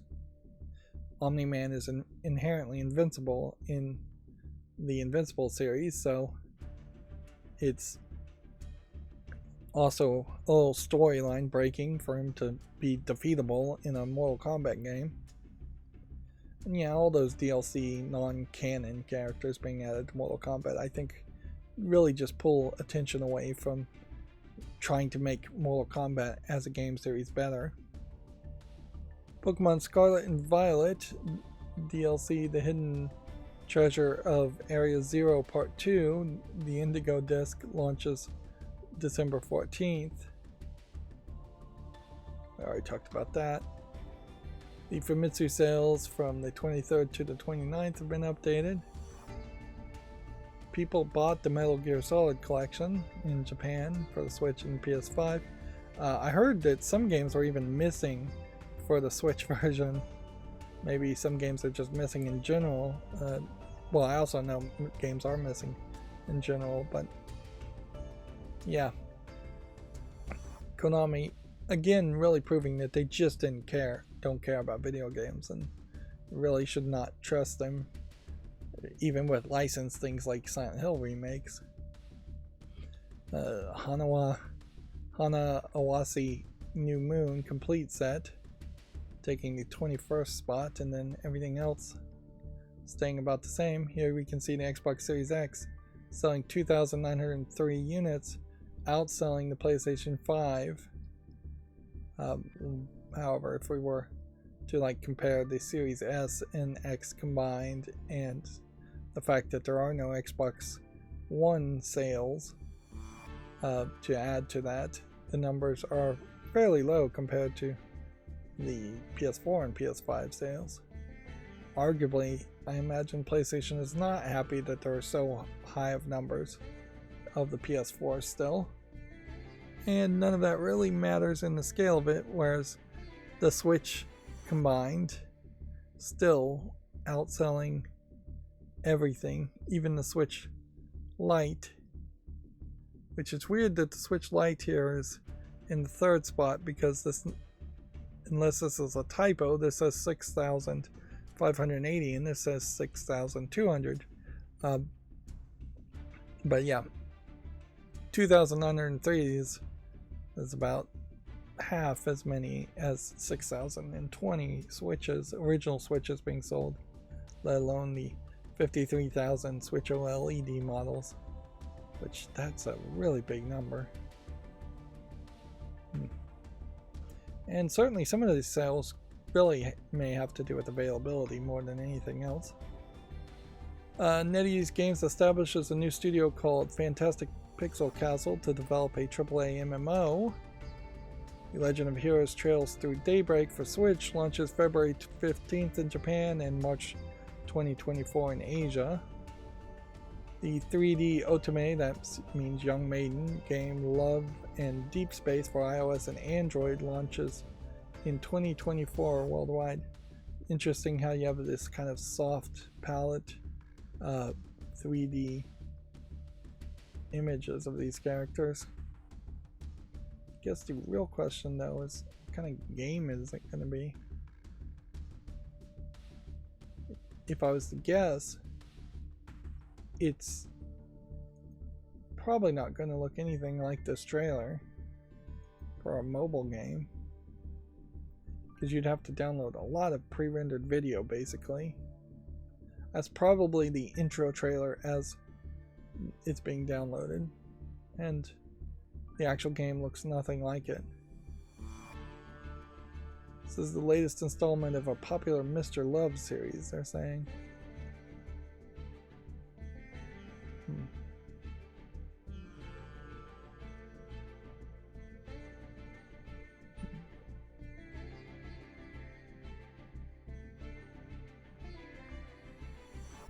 If they're calling it an Otome game, I would have to kind of assume that it's a Otome visual novel. That's the only thing that really makes any sense there. I'm not getting any real description of what the gameplay is. Little Noah, Scion of Paradise is now available for Xbox One and Series. This was launched on Steam first. And yeah, it's a Metroidvania that's very popular. Super Mario RPG has an overview trailer. If you want to check that out on Gamatsu.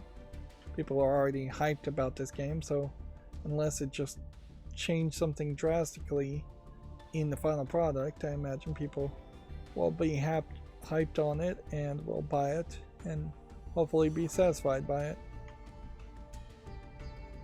I would like to go back and play Super Mario RPG, but at a certain level it would make a lot more sense to play the RPG games I haven't played, like Paper Moon or whatever Paper Doll one it was. There's like, I think 2 other, Thousand Years Door, haven't played that. I haven't played any of them other than Mario RPG. The last hour of an epic To the Moon RPG has been announced for PC. That's the game of it, last hour of an epic To the Moon RPG. Which I guess this is connected to the game To the Moon, but maybe it isn't. Then Disney Dreamlight announcements, paid expansion of Rift in Time, Apple Arcade version, and more. We kind of already covered that. That brings us to the GameDeveloper.com articles. Fortnite nearing 4 million concurrent players with a throwback event launch. 4 million players is certainly nothing to scoff at. Microsoft employees losing their free Game Pass Ultimate. Bungie views the final shape as Destiny 2's 11th hour save. That's an interesting thought, certainly, but I bet it is probably somewhat true. Inherently, I think Microsoft removing employees' free Game Pass Ultimate might be a way of Microsoft getting some negative press that would make people forget about the other negative press that's much worse, which is that people are getting laid off at Microsoft, as well as people being laid off at other places like PlayStation subsidiary Bungie. Inherently, if there's just a layoff every week and people get bounced around between one bad news versus the other bad news, then people will eventually just become jaded to it and forget about everything. I inherently need to make a wall of shame for an end of the year wrap up. Instead of game of the year events, mainstream video game journalists really should have a who laid off the most people, who did the worst anti-consumer thing that year, who can we name and shame every year, like worst company of the year type award.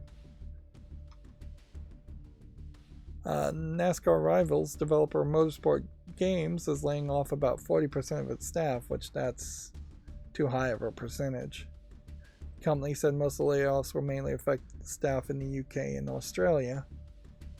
I assume that means they're going to just go into stasis and support the games as they are and not really have enough staff to make new games, or at least at the pace that they were before.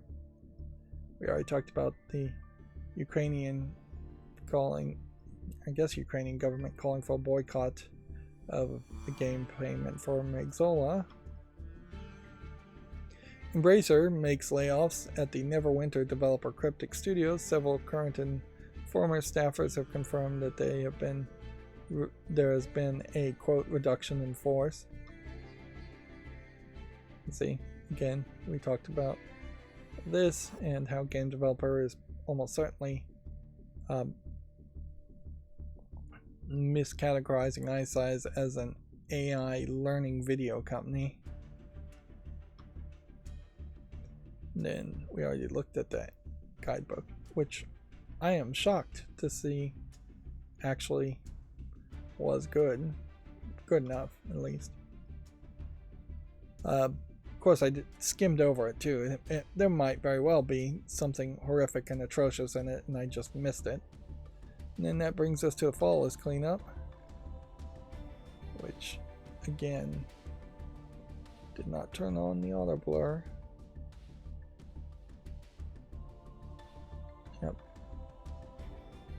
The problem here is my macro is all out of order.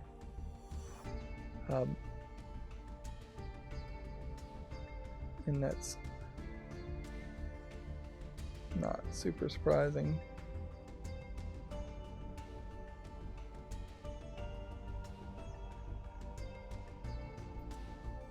Let's do that.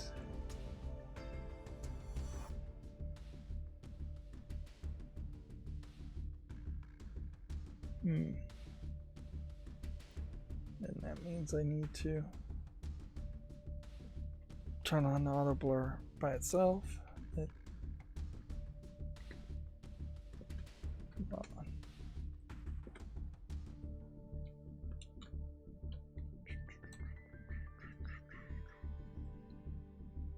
I had this all working so nicely,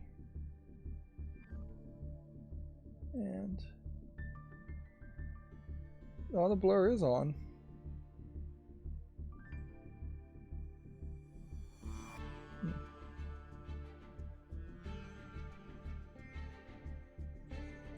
Okay. Let's see what else.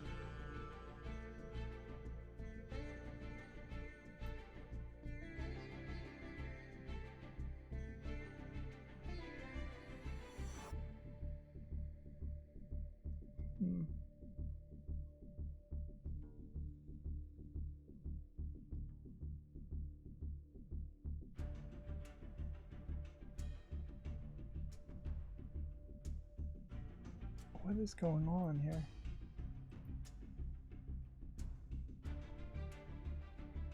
No, that's what should be happening when I come over here. Okay.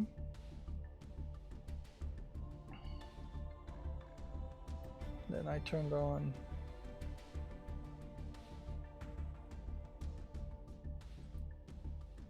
that, which didn't need to be turned on.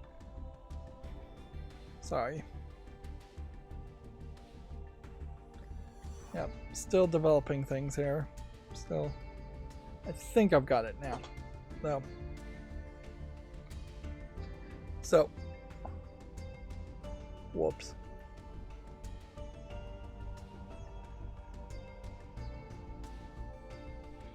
Inherently, I've made a mistake again. I'll have to fix that. I've used this follow list game as the marker to look for the name Forever Skies as far as the latest game to look at, when I should have been using a different game. Forever Skies is a first-person apocalyptic survival game. It's rated very positively. It's still in early access, so I guess I'll leave it for a little bit longer. Let's see, this one's from 2022. It looks weird, but it's not weird enough to be relevant with only 23 people playing, so it's gotta go. I'm still looking for a bowling game, particularly the one that's not in VR and one that would be relevant. And so I would say this is probably gotta go. And if we're going through things on the fall list that start with F, I think almost certainly I got moved around. Cornhole game in VR too. This one's free to play though, so I guess at that point I should just consider adding it.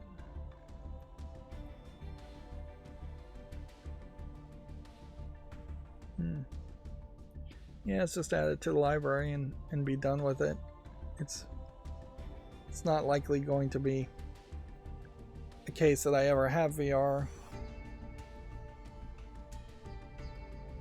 but sure. Hey, this is all from the same company, for VR, and the pool here is not being as well received, so that can go away. Cornhole is almost certainly difficult, if not impossible, to get wrong. Forewarned 1 to 4 player co-op survival game in early access since 2001. It's been abandoned almost certainly. It's got a fairly large player base for something from 2001. It's both standard and VR game. We're basically not seeing that happen anymore either, where people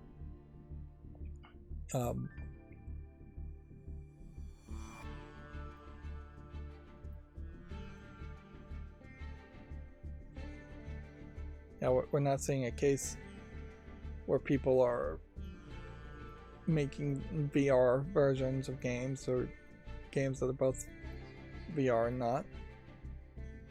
Well, this one is 86% positive from 2001. It's just not relevant enough, so it can go away. Forgotlings still has yet to be released. Forgotten Fields, say, kind of narrative point and click adventure type game from the looks of it. We'll put that on the wish list since it's over 30 and very positive. It's not in early access.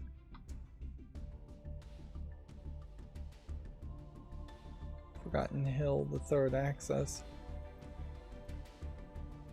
we'll give more time to.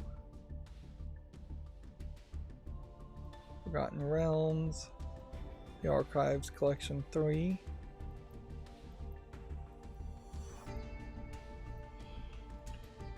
I guess technically I'll put this on the wish list, but honestly, I'm just not out to spend money just to own games that I'd never actually play, and Forgotten Realms is really an example of that. Alright, and then that's going to bring us to all the games on Steam, which I'm going to leave that tab open as a marker, and I'm going to leave this game, Chimera's The Price Agreed Collector's Edition, as the marker too, because that is the most recent game from November 3rd that we'll be looking at today. And then we'll start to look at the rest of this. Here we have a DigiPen, so probably student project game being published for free. Task management game is what they're calling it.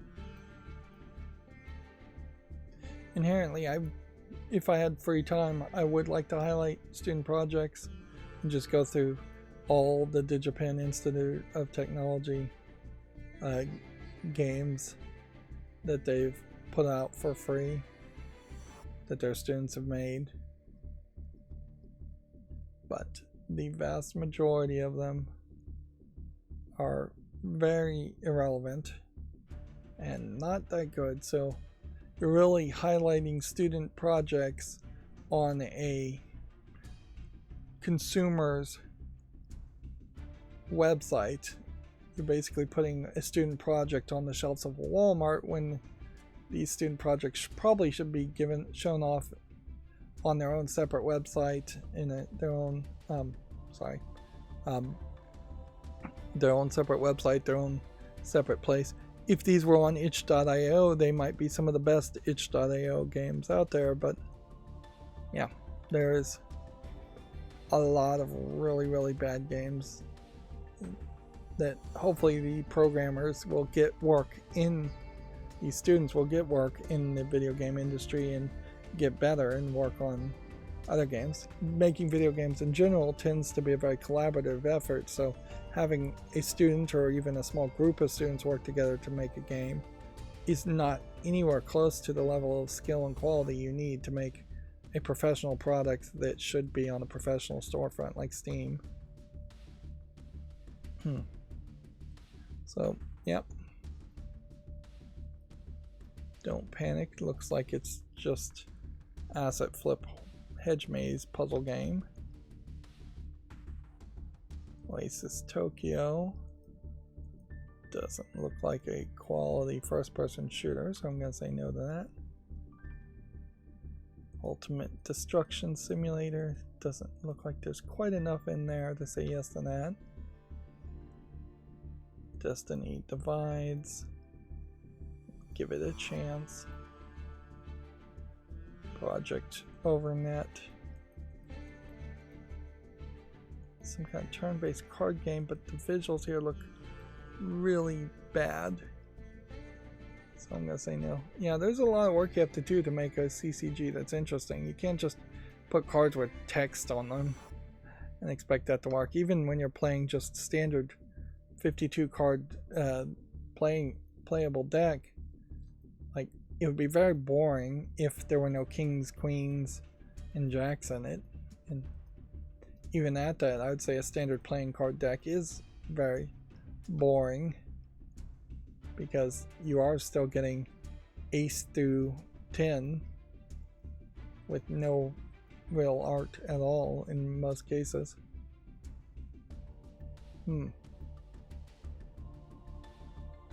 This is the game Einstein, which is a game I've wanted to cover in its original form. It was a DOS game a long time ago, and this is a remake of the mathematical deduction game that it is.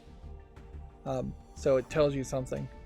Like, this symbol is either in the same column as either this or this, but not both, and so then you are effectively Sudokuing it without doing the numbers of Sudoku, and it is more complicated, I think, probably than Sudoku, in that a Sudoku would be the equivalent of having only 3 of these with 9 numbers as their options, and having extra rules as far as numbers can't repeat in the rows or the columns or in the squares.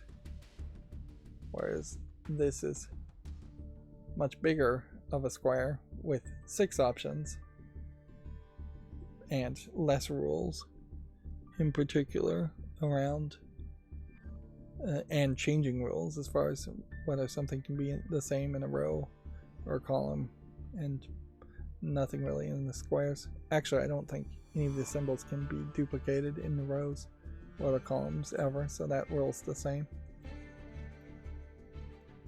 But yeah, I've definitely been looking for somebody to do some visuals there.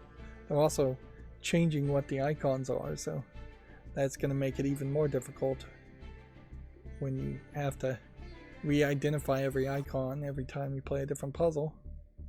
It might be limited here though too, so you'd want to be certain that there isn't like only 100 puzzles or only 10 puzzles for the prize. And Einstein as a game was never became super popular like Sudoku, and never became popular played consistently, unlike crosswords and Sudokus, which showed up on at least a weekly basis, if not a daily basis, in most newspapers. Here we have a visual novel that looks like it's worth making a YouTube short on. Here we have an RPG maker that isn't. I am still feeling fairly sluggish today, so I want to move fairly quickly, but it shouldn't be too big of a deal. Stranger Z looks like it's just an asset flip zombie survival horror game. Frigato, Shadows of the Caribbean. Let's see. I'll give that a chance, even though it's already mixed. Liminal Phase. Looks like nothing of interest. Rancher Sim is already on the fault list, so I assume I've already made a YouTube short on it. This looks like garbage. This looks like garbage. Here we have a DreamWorks kart racing game. It's going to be relevant enough to talk about even if it is garbage. Blood Orange Definitive Edition. Might be something. I imagine we are going to move away from seeing a lot of horror games now. Like, we'll still see a few every now and then, but anything that would have wanted to sell on Halloween has missed Halloween. Inverse multiplayer horror game in 4 versus 1 matches. Interesting.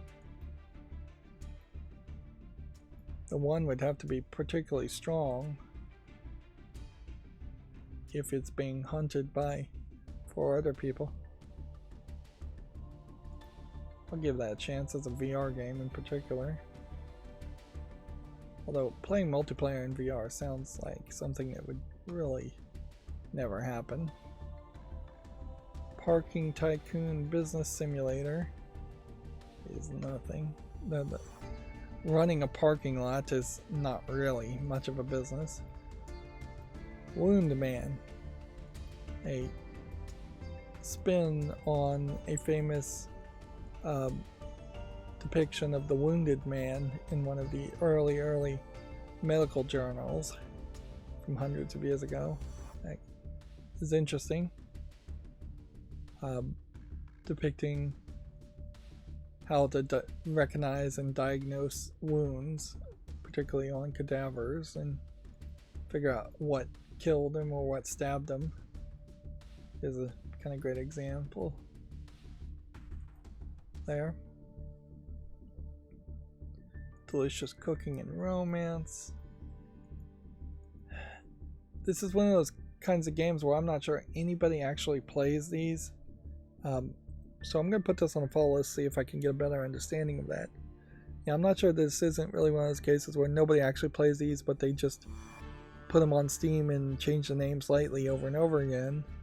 Or maybe there is just an audience, I would assume, of more pacifist style players who actually like them. Same could be said about jigsaw puzzles, but I do think jigsaw games probably are played by a small niche audience. I just don't think it's a big enough audience that it's necessary to advertise to them. People who play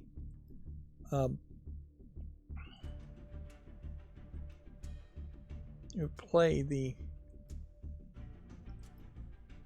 jigsaw puzzle games probably can find them themselves and aren't that picky as far as quality. This is weird, this game One Night in Burlesque, because the colorful art style here just does not really work in my mind as far as the phrase burlesque or the black and white element here either. It would make a little bit more sense if pink was the prime color and you only saw black and white and pink instead of seeing multiple colors. This green here just doesn't seem to work at all, and this tattoos and this just doesn't really work, and this visuals doesn't really work. It almost feels like this is a burlesque club in modern times, with people in modern times dressing up like what they think burlesque would be. But yeah, it looks interesting enough to give it a follow, for sure. And then you have a game with just cubes on it, so yeah. I'm very hard on myself in that I don't really review or talk about a lot of these games, and I just dismiss them immediately. But man, some of these games, there's just no human in it. There's nothing to relate to. There's nothing to look at. It's just cubes. I couldn't even really tell you what this game is, but I don't care to investigate it any further either. Or you get the same old repetitive content flooding Steam over and over again, which is yet another developer that needs a little bit of a slap on the wrist to say, hey, you can't just release 3 or 4 of these in a week, every week, forever. Even if you can make that many, you're flooding the Steam marketplace, and you're not being fair. They say they don't want Steam to be pay to win, but inherently it is pay to win if you can just pay the $100 Steam Direct fee multiple times in a week to have 3 times as many games in front of the eyes of the same people and push everybody else down the list and less likely to be seen. Here we have our first adult game today, and it really does feel like Monday, Wednesday, and Friday now we're getting adult games. We're not seeing any real evidence of bundling where adult games were only showing up on Wednesday or only showing up on Fridays, and then they weren't really showing up on late Sundays or Mondays. This is a 3D CGI realistic, looks like a point-and-click adventure game called Milfy City Final Edition, which the phrase MILF, as far as mothers goes, doesn't really mean much of anything. Like, there's no inherent default way a mother looks. There is, I guess, usually an implication that they have big boobs or big hips, childbirthing style hips, but I mean, that's about it. Most MILFs tend to still look young. It's and this is a problem in porn in general, is that you have either actresses pretending to be barely legal, and then they immediately jump over to being the MILF, because there's no real, just this is a mature 29-year-old, 35-year-old, 40-year-old lady. That doesn't, those kind of categories don't really have a lot of demand.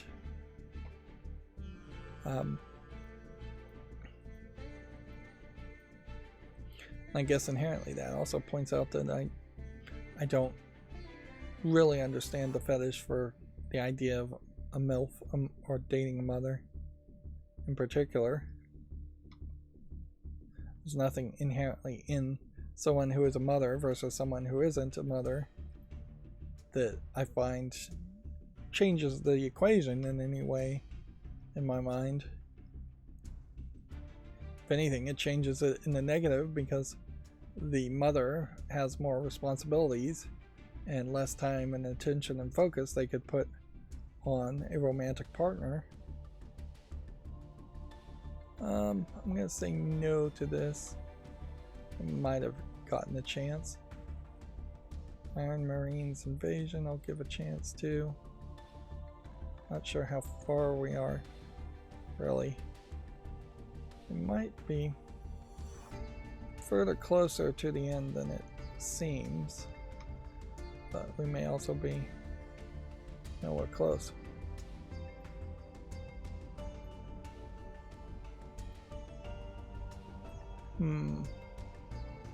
This is a weird one.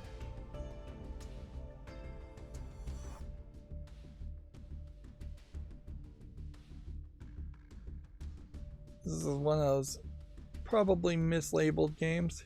It says it has curse words and explicit imagery, and it really looks like it's more of a troll game, and possibly some racism here. It's hard to tell. It's Portuguese Brazil only, but yeah, everything here really doesn't justify this being in the adults only section. Here's that meme character again showing up. Inherently, that might be something you could do.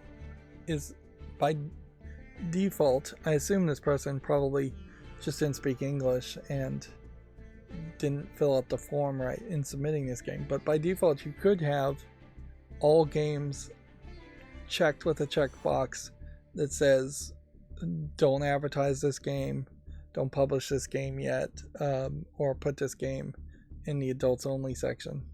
And then you would see a lot of low effort people who can't even get their Steam store page correct getting their games hidden to the vast majority of people who visit Steam, because it is hidden behind an adult section. That doesn't fix the adult section in any way. If anything, it makes an argument for a Steam Direct section being a completely separate storefront effectively from every other section. Which, yeah, maybe that would work.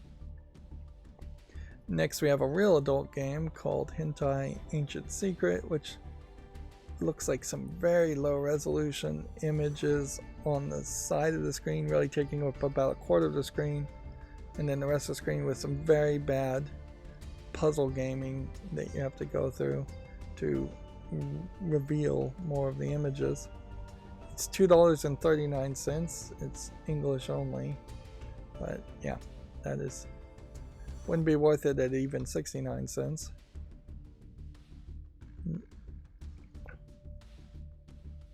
Here we have what is probably just an asset flip game called Aversion. But you know what? I'm gonna give it a follow, but I'm not gonna make a YouTube short on it. It's too much blinding light and not enough description of an actual game. Yeah, and that's being very generous to even put it on the following list. Firework Sims really aren't games. And then we have another RPG Maker game with some 2D anime characters called Phantom Thief Effie, which I can show. But Yeah, it's another one of these that has probably minimal adult content, but it does claim to have adult content for $14.99, English and Chinese language.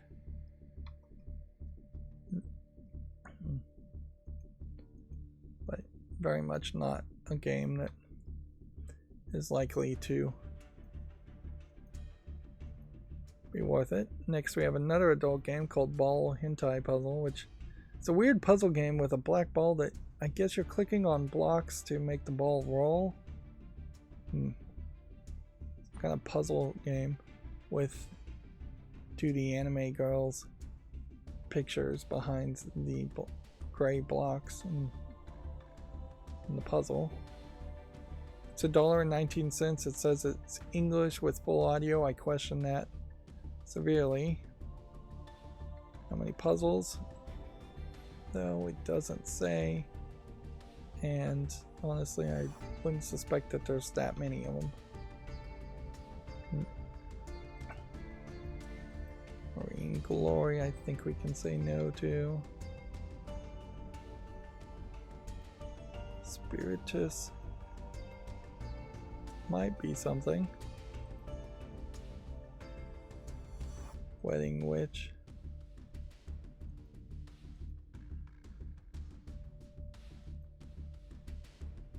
Might be something. Weirdly, this one is tagged with mature content for $3.99, but it definitely looks like there would be mature content.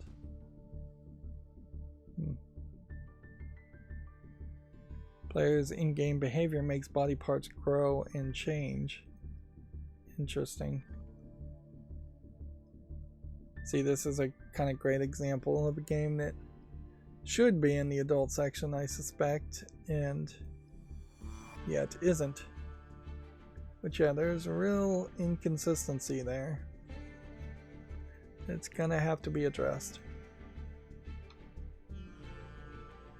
I mean, you really just cannot have a storefront with nobody enforcing any publishing rules. That's how you end up with terrible storefronts. Pumpkin Games is another one of these like physics-based Tetris games, I suspect. I'm saying no to it. Jumanji Wild Adventures. Almost certainly this is a Switch game that is being ported. It was terrible. And they definitely want a lot here. $39.99.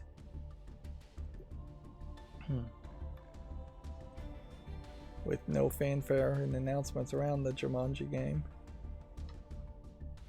Not that a Jumanji game would be particularly popular. I don't think this one supports English, even if I was going to say yes to it.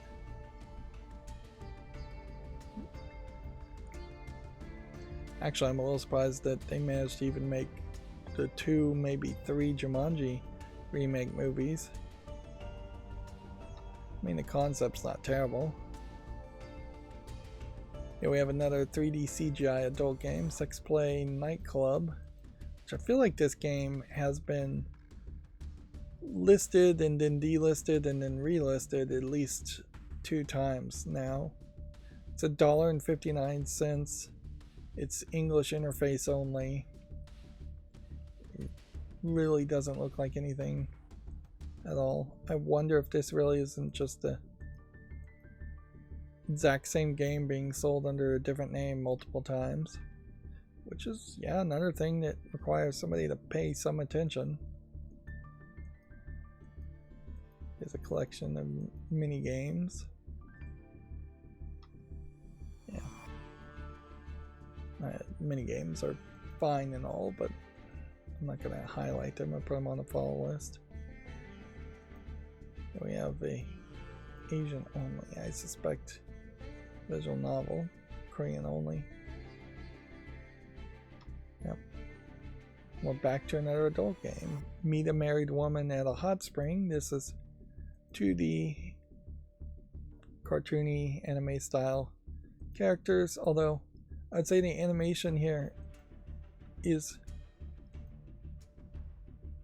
more of something you would have seen in like the 70s or 80s as far as anime style goes. These are not definitely the modern kawaii or moe art styles. The characters have just black hair effectively and are not anatomically inaccurate at all. Yep. And really, it seems like it's very much a simple fantasy fulfillment. Weirdly, though, or uniquely, and I'm kind of glad to start to see more of this, English is not supported. It's Japanese only, $4.19. And so, yeah, I suspect we will see more games like this, not in the art style, but in the fact that we'll see more non-English adult games coming to Steam, if Steam doesn't push a bunch of censorship.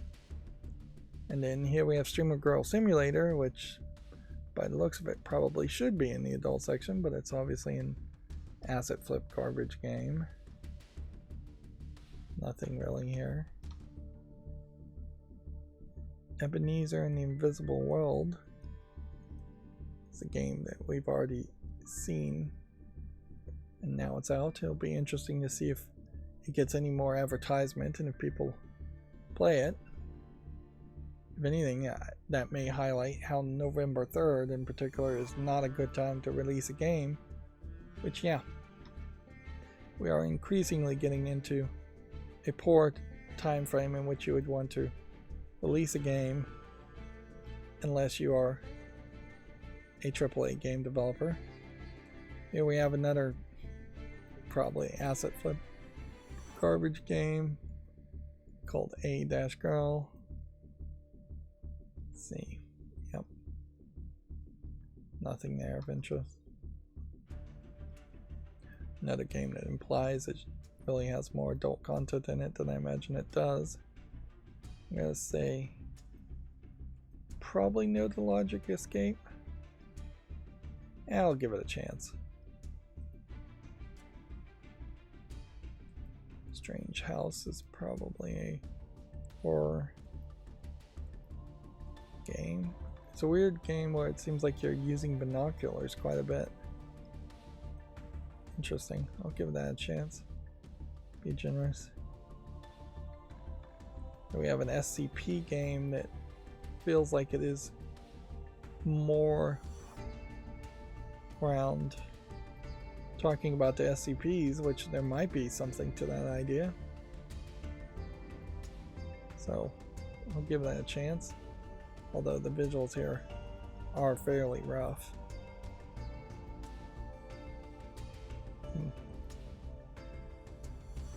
World Rally Championship, we can see, is mixed reviewed by quite a bit, so people are not happy with that, so I'm gonna go ahead and just take that off the fall list. First up is yet another one of these platformers. I'm glad that we're seeing very little of these and that didn't become a fad in which we're seeing dozens of them every week. Don't think I want to say anything about this game. The visuals really are losing me here. It's too big of a word for the first thing, whatever Scapabam Bus Plus is. Yeah. So no to that.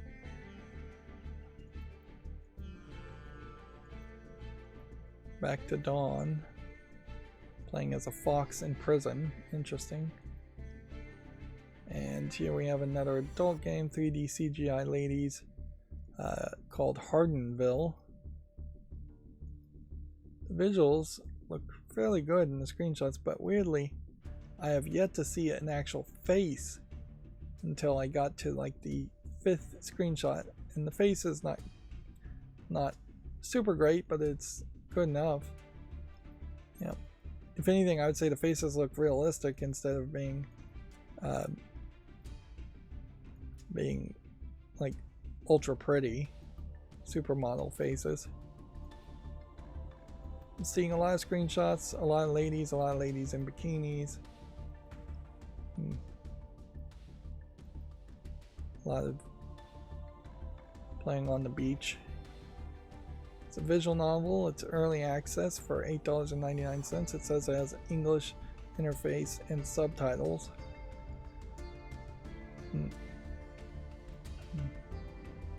You're specifically saying it won't include cheating in TR, the Japanese phrase for cheating.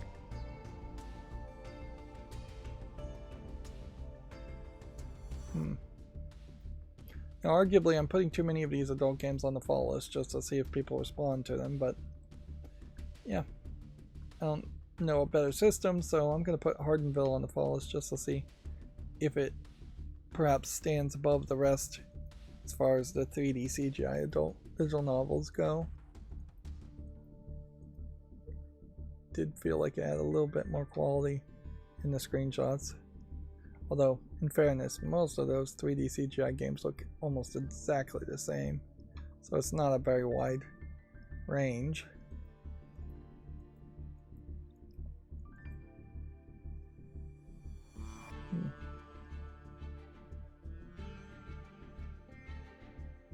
Here we have yet another game that seems to be in the adult game because it has frequent nudity or sexual content, but every screenshot here really implies that it wouldn't be the case, unless this is a case where you are cutting off the clothes of the characters and that the clothing get destroyed.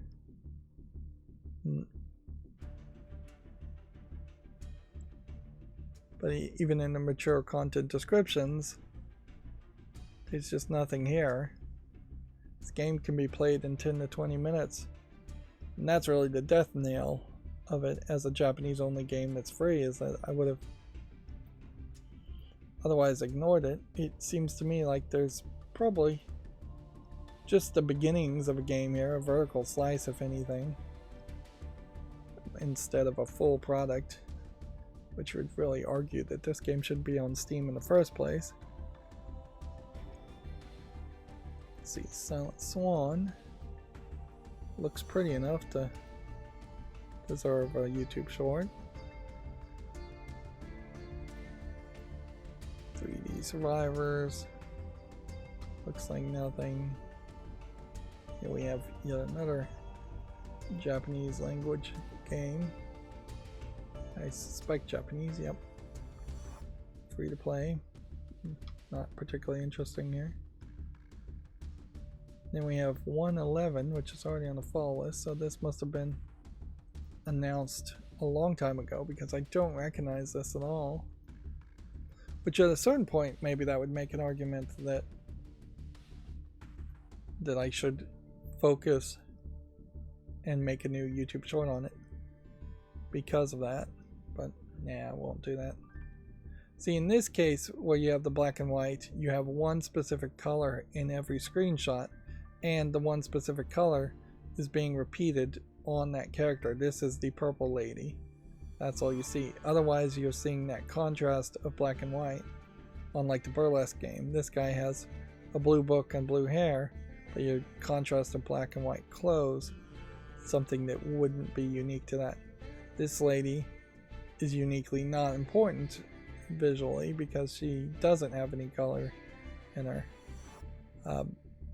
But then she's possibly the murder victim and covered in red at that point. But yeah, here you have blue eyes being highlighted. Here you have possibly a flashback or just the blue eyes here. And slight brown eyes. There you could easily overlook. Now orange jacket, just one color focus. Here you get some breaking of that with blue eyes and a pink shirt. And in this you have a pink shirt and green eyes. And maybe there's even a gameplay mechanic here, green on green, as far as the colors being highlighted.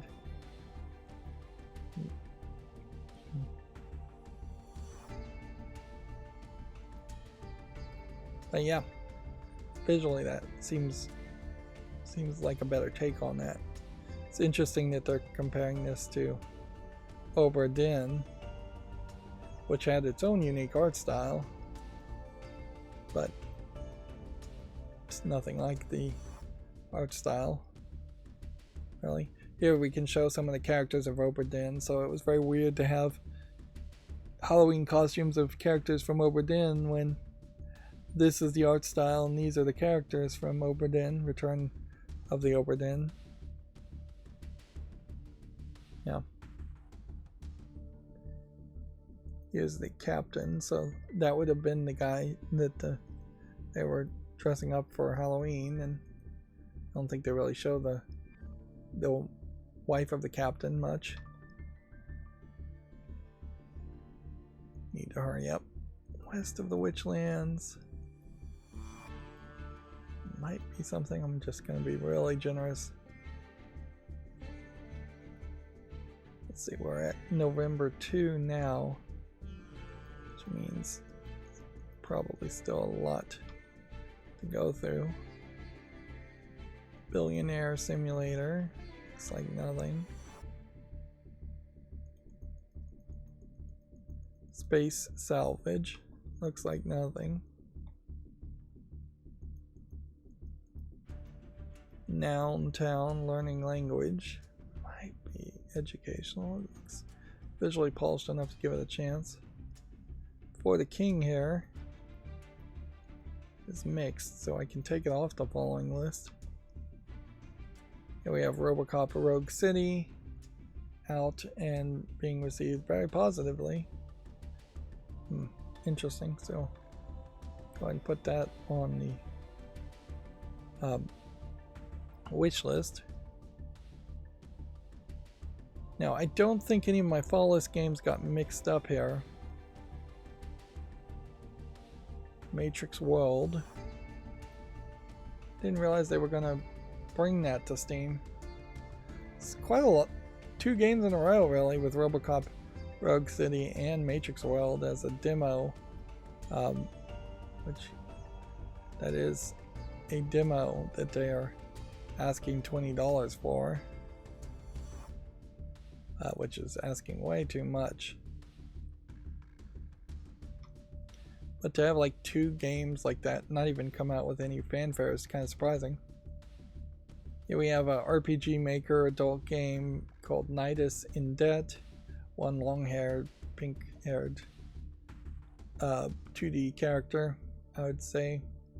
Again, more of a Western art style. Taller, slender, actually fairly small boobs of a character, or average size for real women. Seems like it's a gambling game with RPG Maker visuals and 8-bit pixels in the gameplay, and then mediocre adult scenes. $8.99 English. It claims to have full audio. It doesn't seem like there's really that much, though, that you could do with it. The gambling game itself doesn't feel interesting, and the visuals aren't great. Thirsty Suitors is out. This is another game that had been announced, but no real fanfare as far as what is releasing this week. Star Ocean Second Story R is also out, which I guess I can go ahead and just put that on the wish list too, since it's very positive.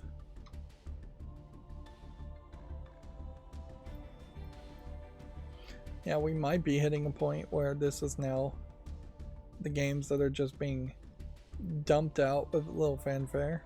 Now, the Tails Principle 2 has gotten a little bit of fanfare. We can see it's very positive, so go ahead and put that on the wish list. If somebody wanted to gift me the Tails Principle 2, I would be more than grateful to accept it.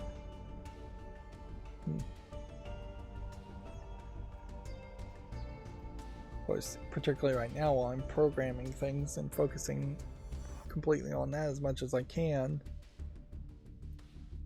It's going to be a while before I get back to playing games. Hopefully not that too long.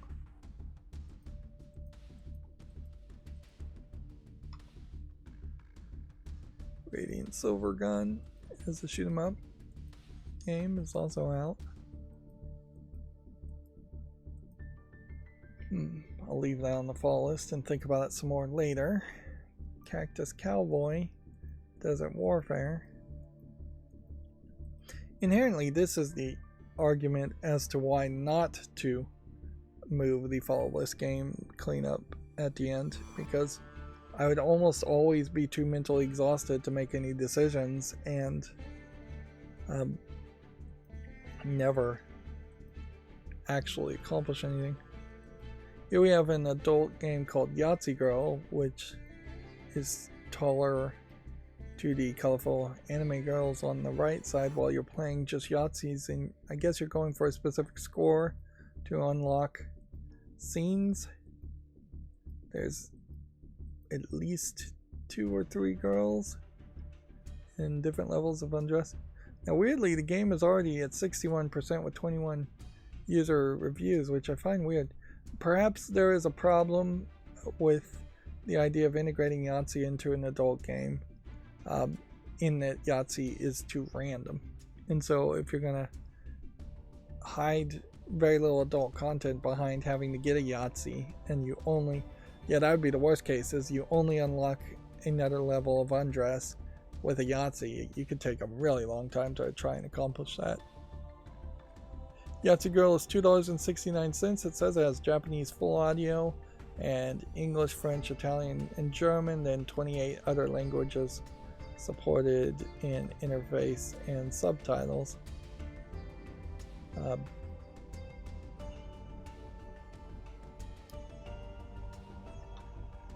it is really, I think, a good example of something that probably should be tried every now and then, is to throw in other kinds of games like Yahtzee. See if they work. This Achilles action RPG is mostly positive, so I'll go ahead and put that on the wish list too. Don't know when that came out. My time at Sandrock is very positive, so I'll go ahead and put that on the wish list, although this may not really be the type of game I really would want to play.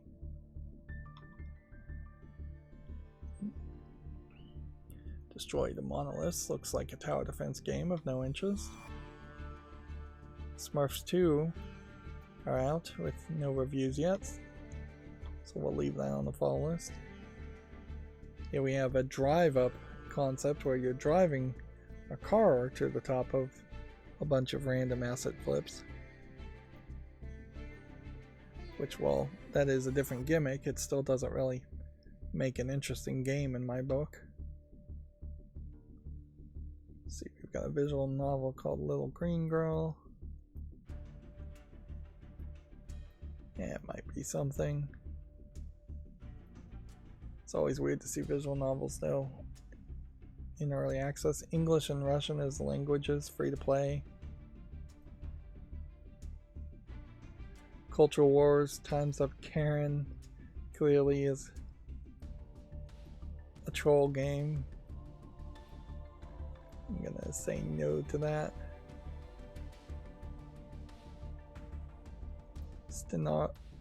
Stenograph Museum VR. Is it free? No.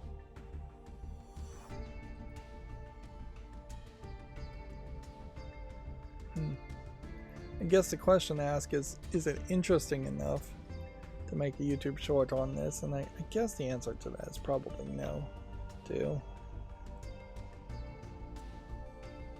I gotta curate a little bit more. I have so many YouTube shorts to make and schedule and put out there, and there's just not any reason to flood YouTube with too many. Here we have another game where it looks like you're playing as a My Little Pony character. Unofficial parody game if I was to guess. Let's give it a chance.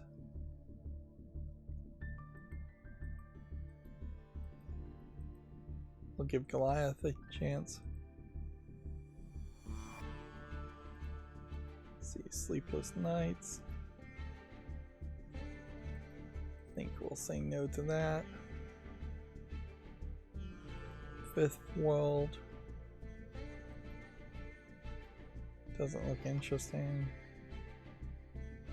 We have a Peaky Blinders game. This is almost certainly another Epic Game Store exclusive or something that is just now being released, and it's VR only anyways. I don't think that TV show Peaky Blinders is still on TV, particularly after the whole strike. Which maybe that's what we're going to see, is that we'll see a lot of licensed TV and movie games start to be dumped on Steam as the production companies don't want to promote them anymore. You have what looks like a very young kids game. Monkey Party.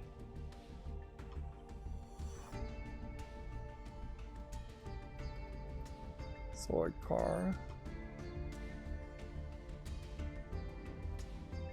Non-linear door.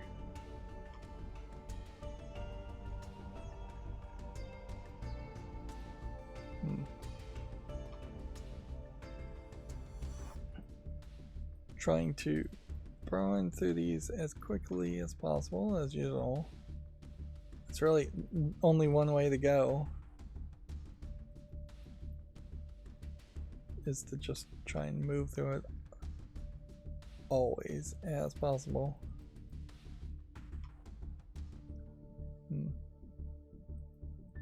It's Crossfire Sierra Squad that's already mixed, so I'll take that off the ball list. Magicraft. Looks like it might be something.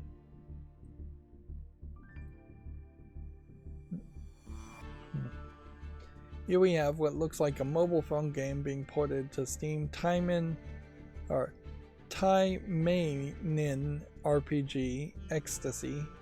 That's Taimanin RPG, and then Ecstasy is EXTASY. It looks like it is a gacha adult game. You got a team of 5 characters, a bunch of daily quests, things very much like the adult mobile games I play, but weirdly extremely negative at only being 8% positive with 234 things. It's free to play. It says it has Japanese full audio. The characters, in particular the ladies, aren't really my style. A lot of ladies in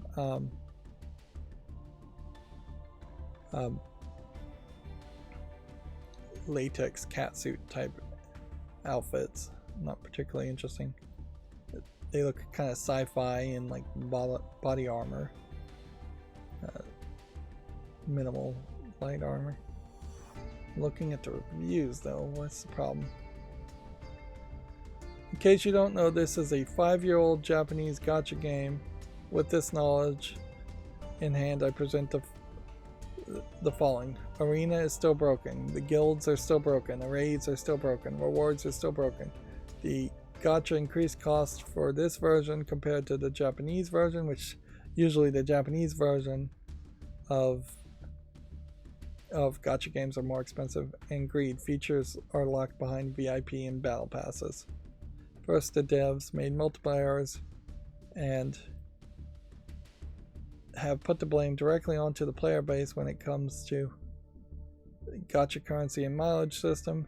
They took no responsibility in the matter. That's a big deal too. Like, when you are doing an expensive game like a gacha game, the developers have to be super generous and they have to take the blame and apologize for anything even as small as like a minute of downtime or scheduled maintenance. Like, Memento Mori, Destiny Child before it was shut down, would always apologize and give in-game currency as an apology. Yep.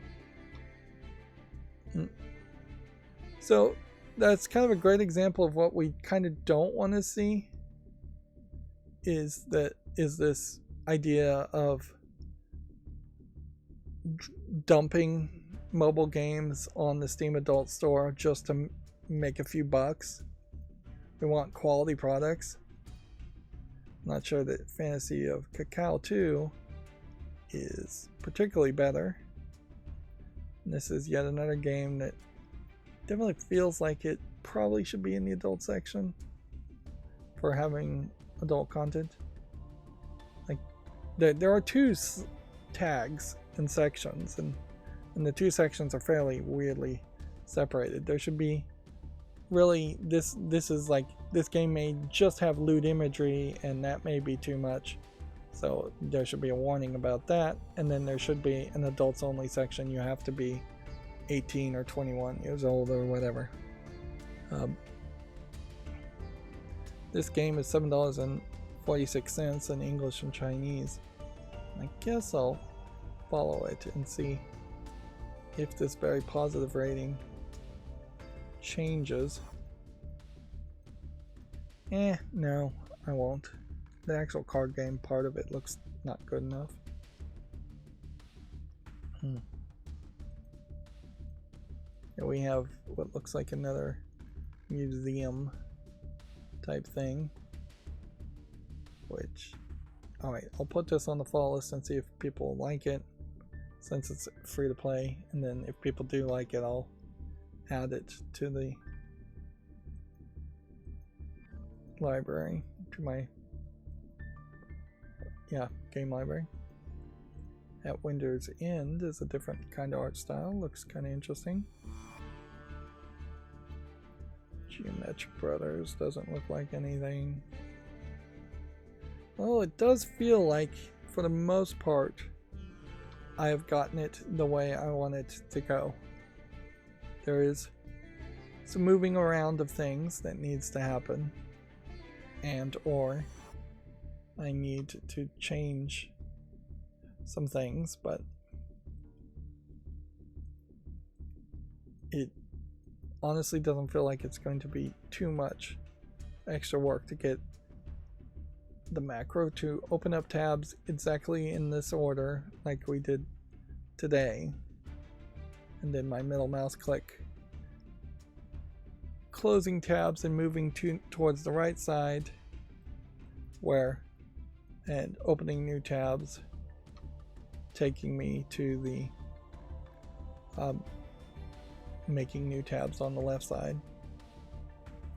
I feel like I've done considerably less clicking today, and that probably has saved me a little bit of energy. I feel like this rooftop girl, post girl, is possibly one of the ones that we have already seen. November 1st, today's November 3rd. So everything past this point is likely something I've already seen, and I don't think that there are too many things left. I closed a bunch of things, a bunch of tabs that I knew we'd already looked at, but inherently my mind is only going to remember and recognize about a third of them. Here's a 2D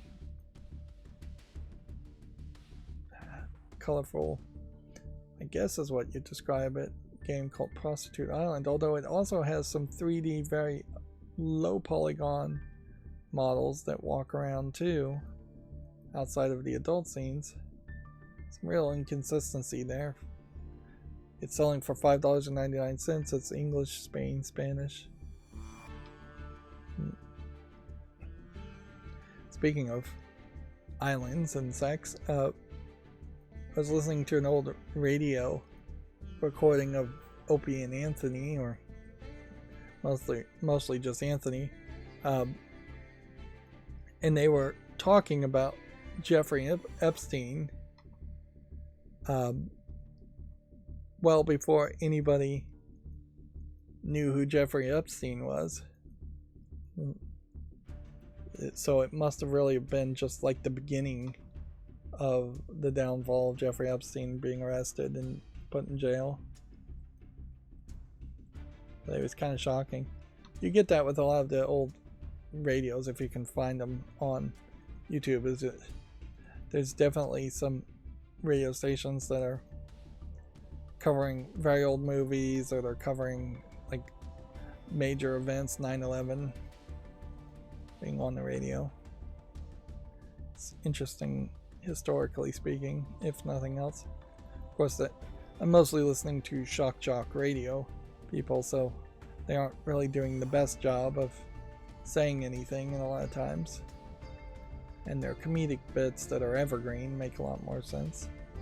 Guess I'm gonna say no to Penguin Hatchery. It's just not visually polished enough. And then Widow of Endless Labyrinth, I'm gonna give a chance to.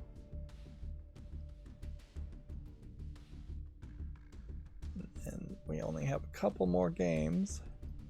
Escape from Manimal Island is gonna be a no. And then the last game we have is an adult game called Savage Girls. This is 2D, pixely, kind of rough hand-drawn art. And it looks to me like it's a beat-em-up game. We have these naked, or mostly naked, ladies beating up other characters. Like, there's boss fights, and then there's health bars. Yeah.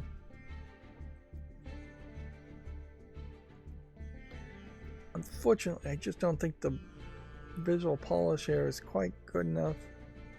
Part of the problem is just the art style in general. There may be a decent amount of polish for the limitation of the 16-bit pixeliness of it, but I just don't think it works. The idea of a adult beat-em-up game, though, as a concept might work, although maybe that's just a little too violent for a lot of people too. Anyways, either I got lucky today and there was a lot fewer games, or my new system of not having to jump around as much really helped, because we saved at least 30 minutes. Alright, well, that's going to be it for the stream. As always, I ask you to like, share, subscribe, comment, and watch every second of my videos. If you want to support me further, there's a link down below in the description box. Thank you for watching. Have a good evening.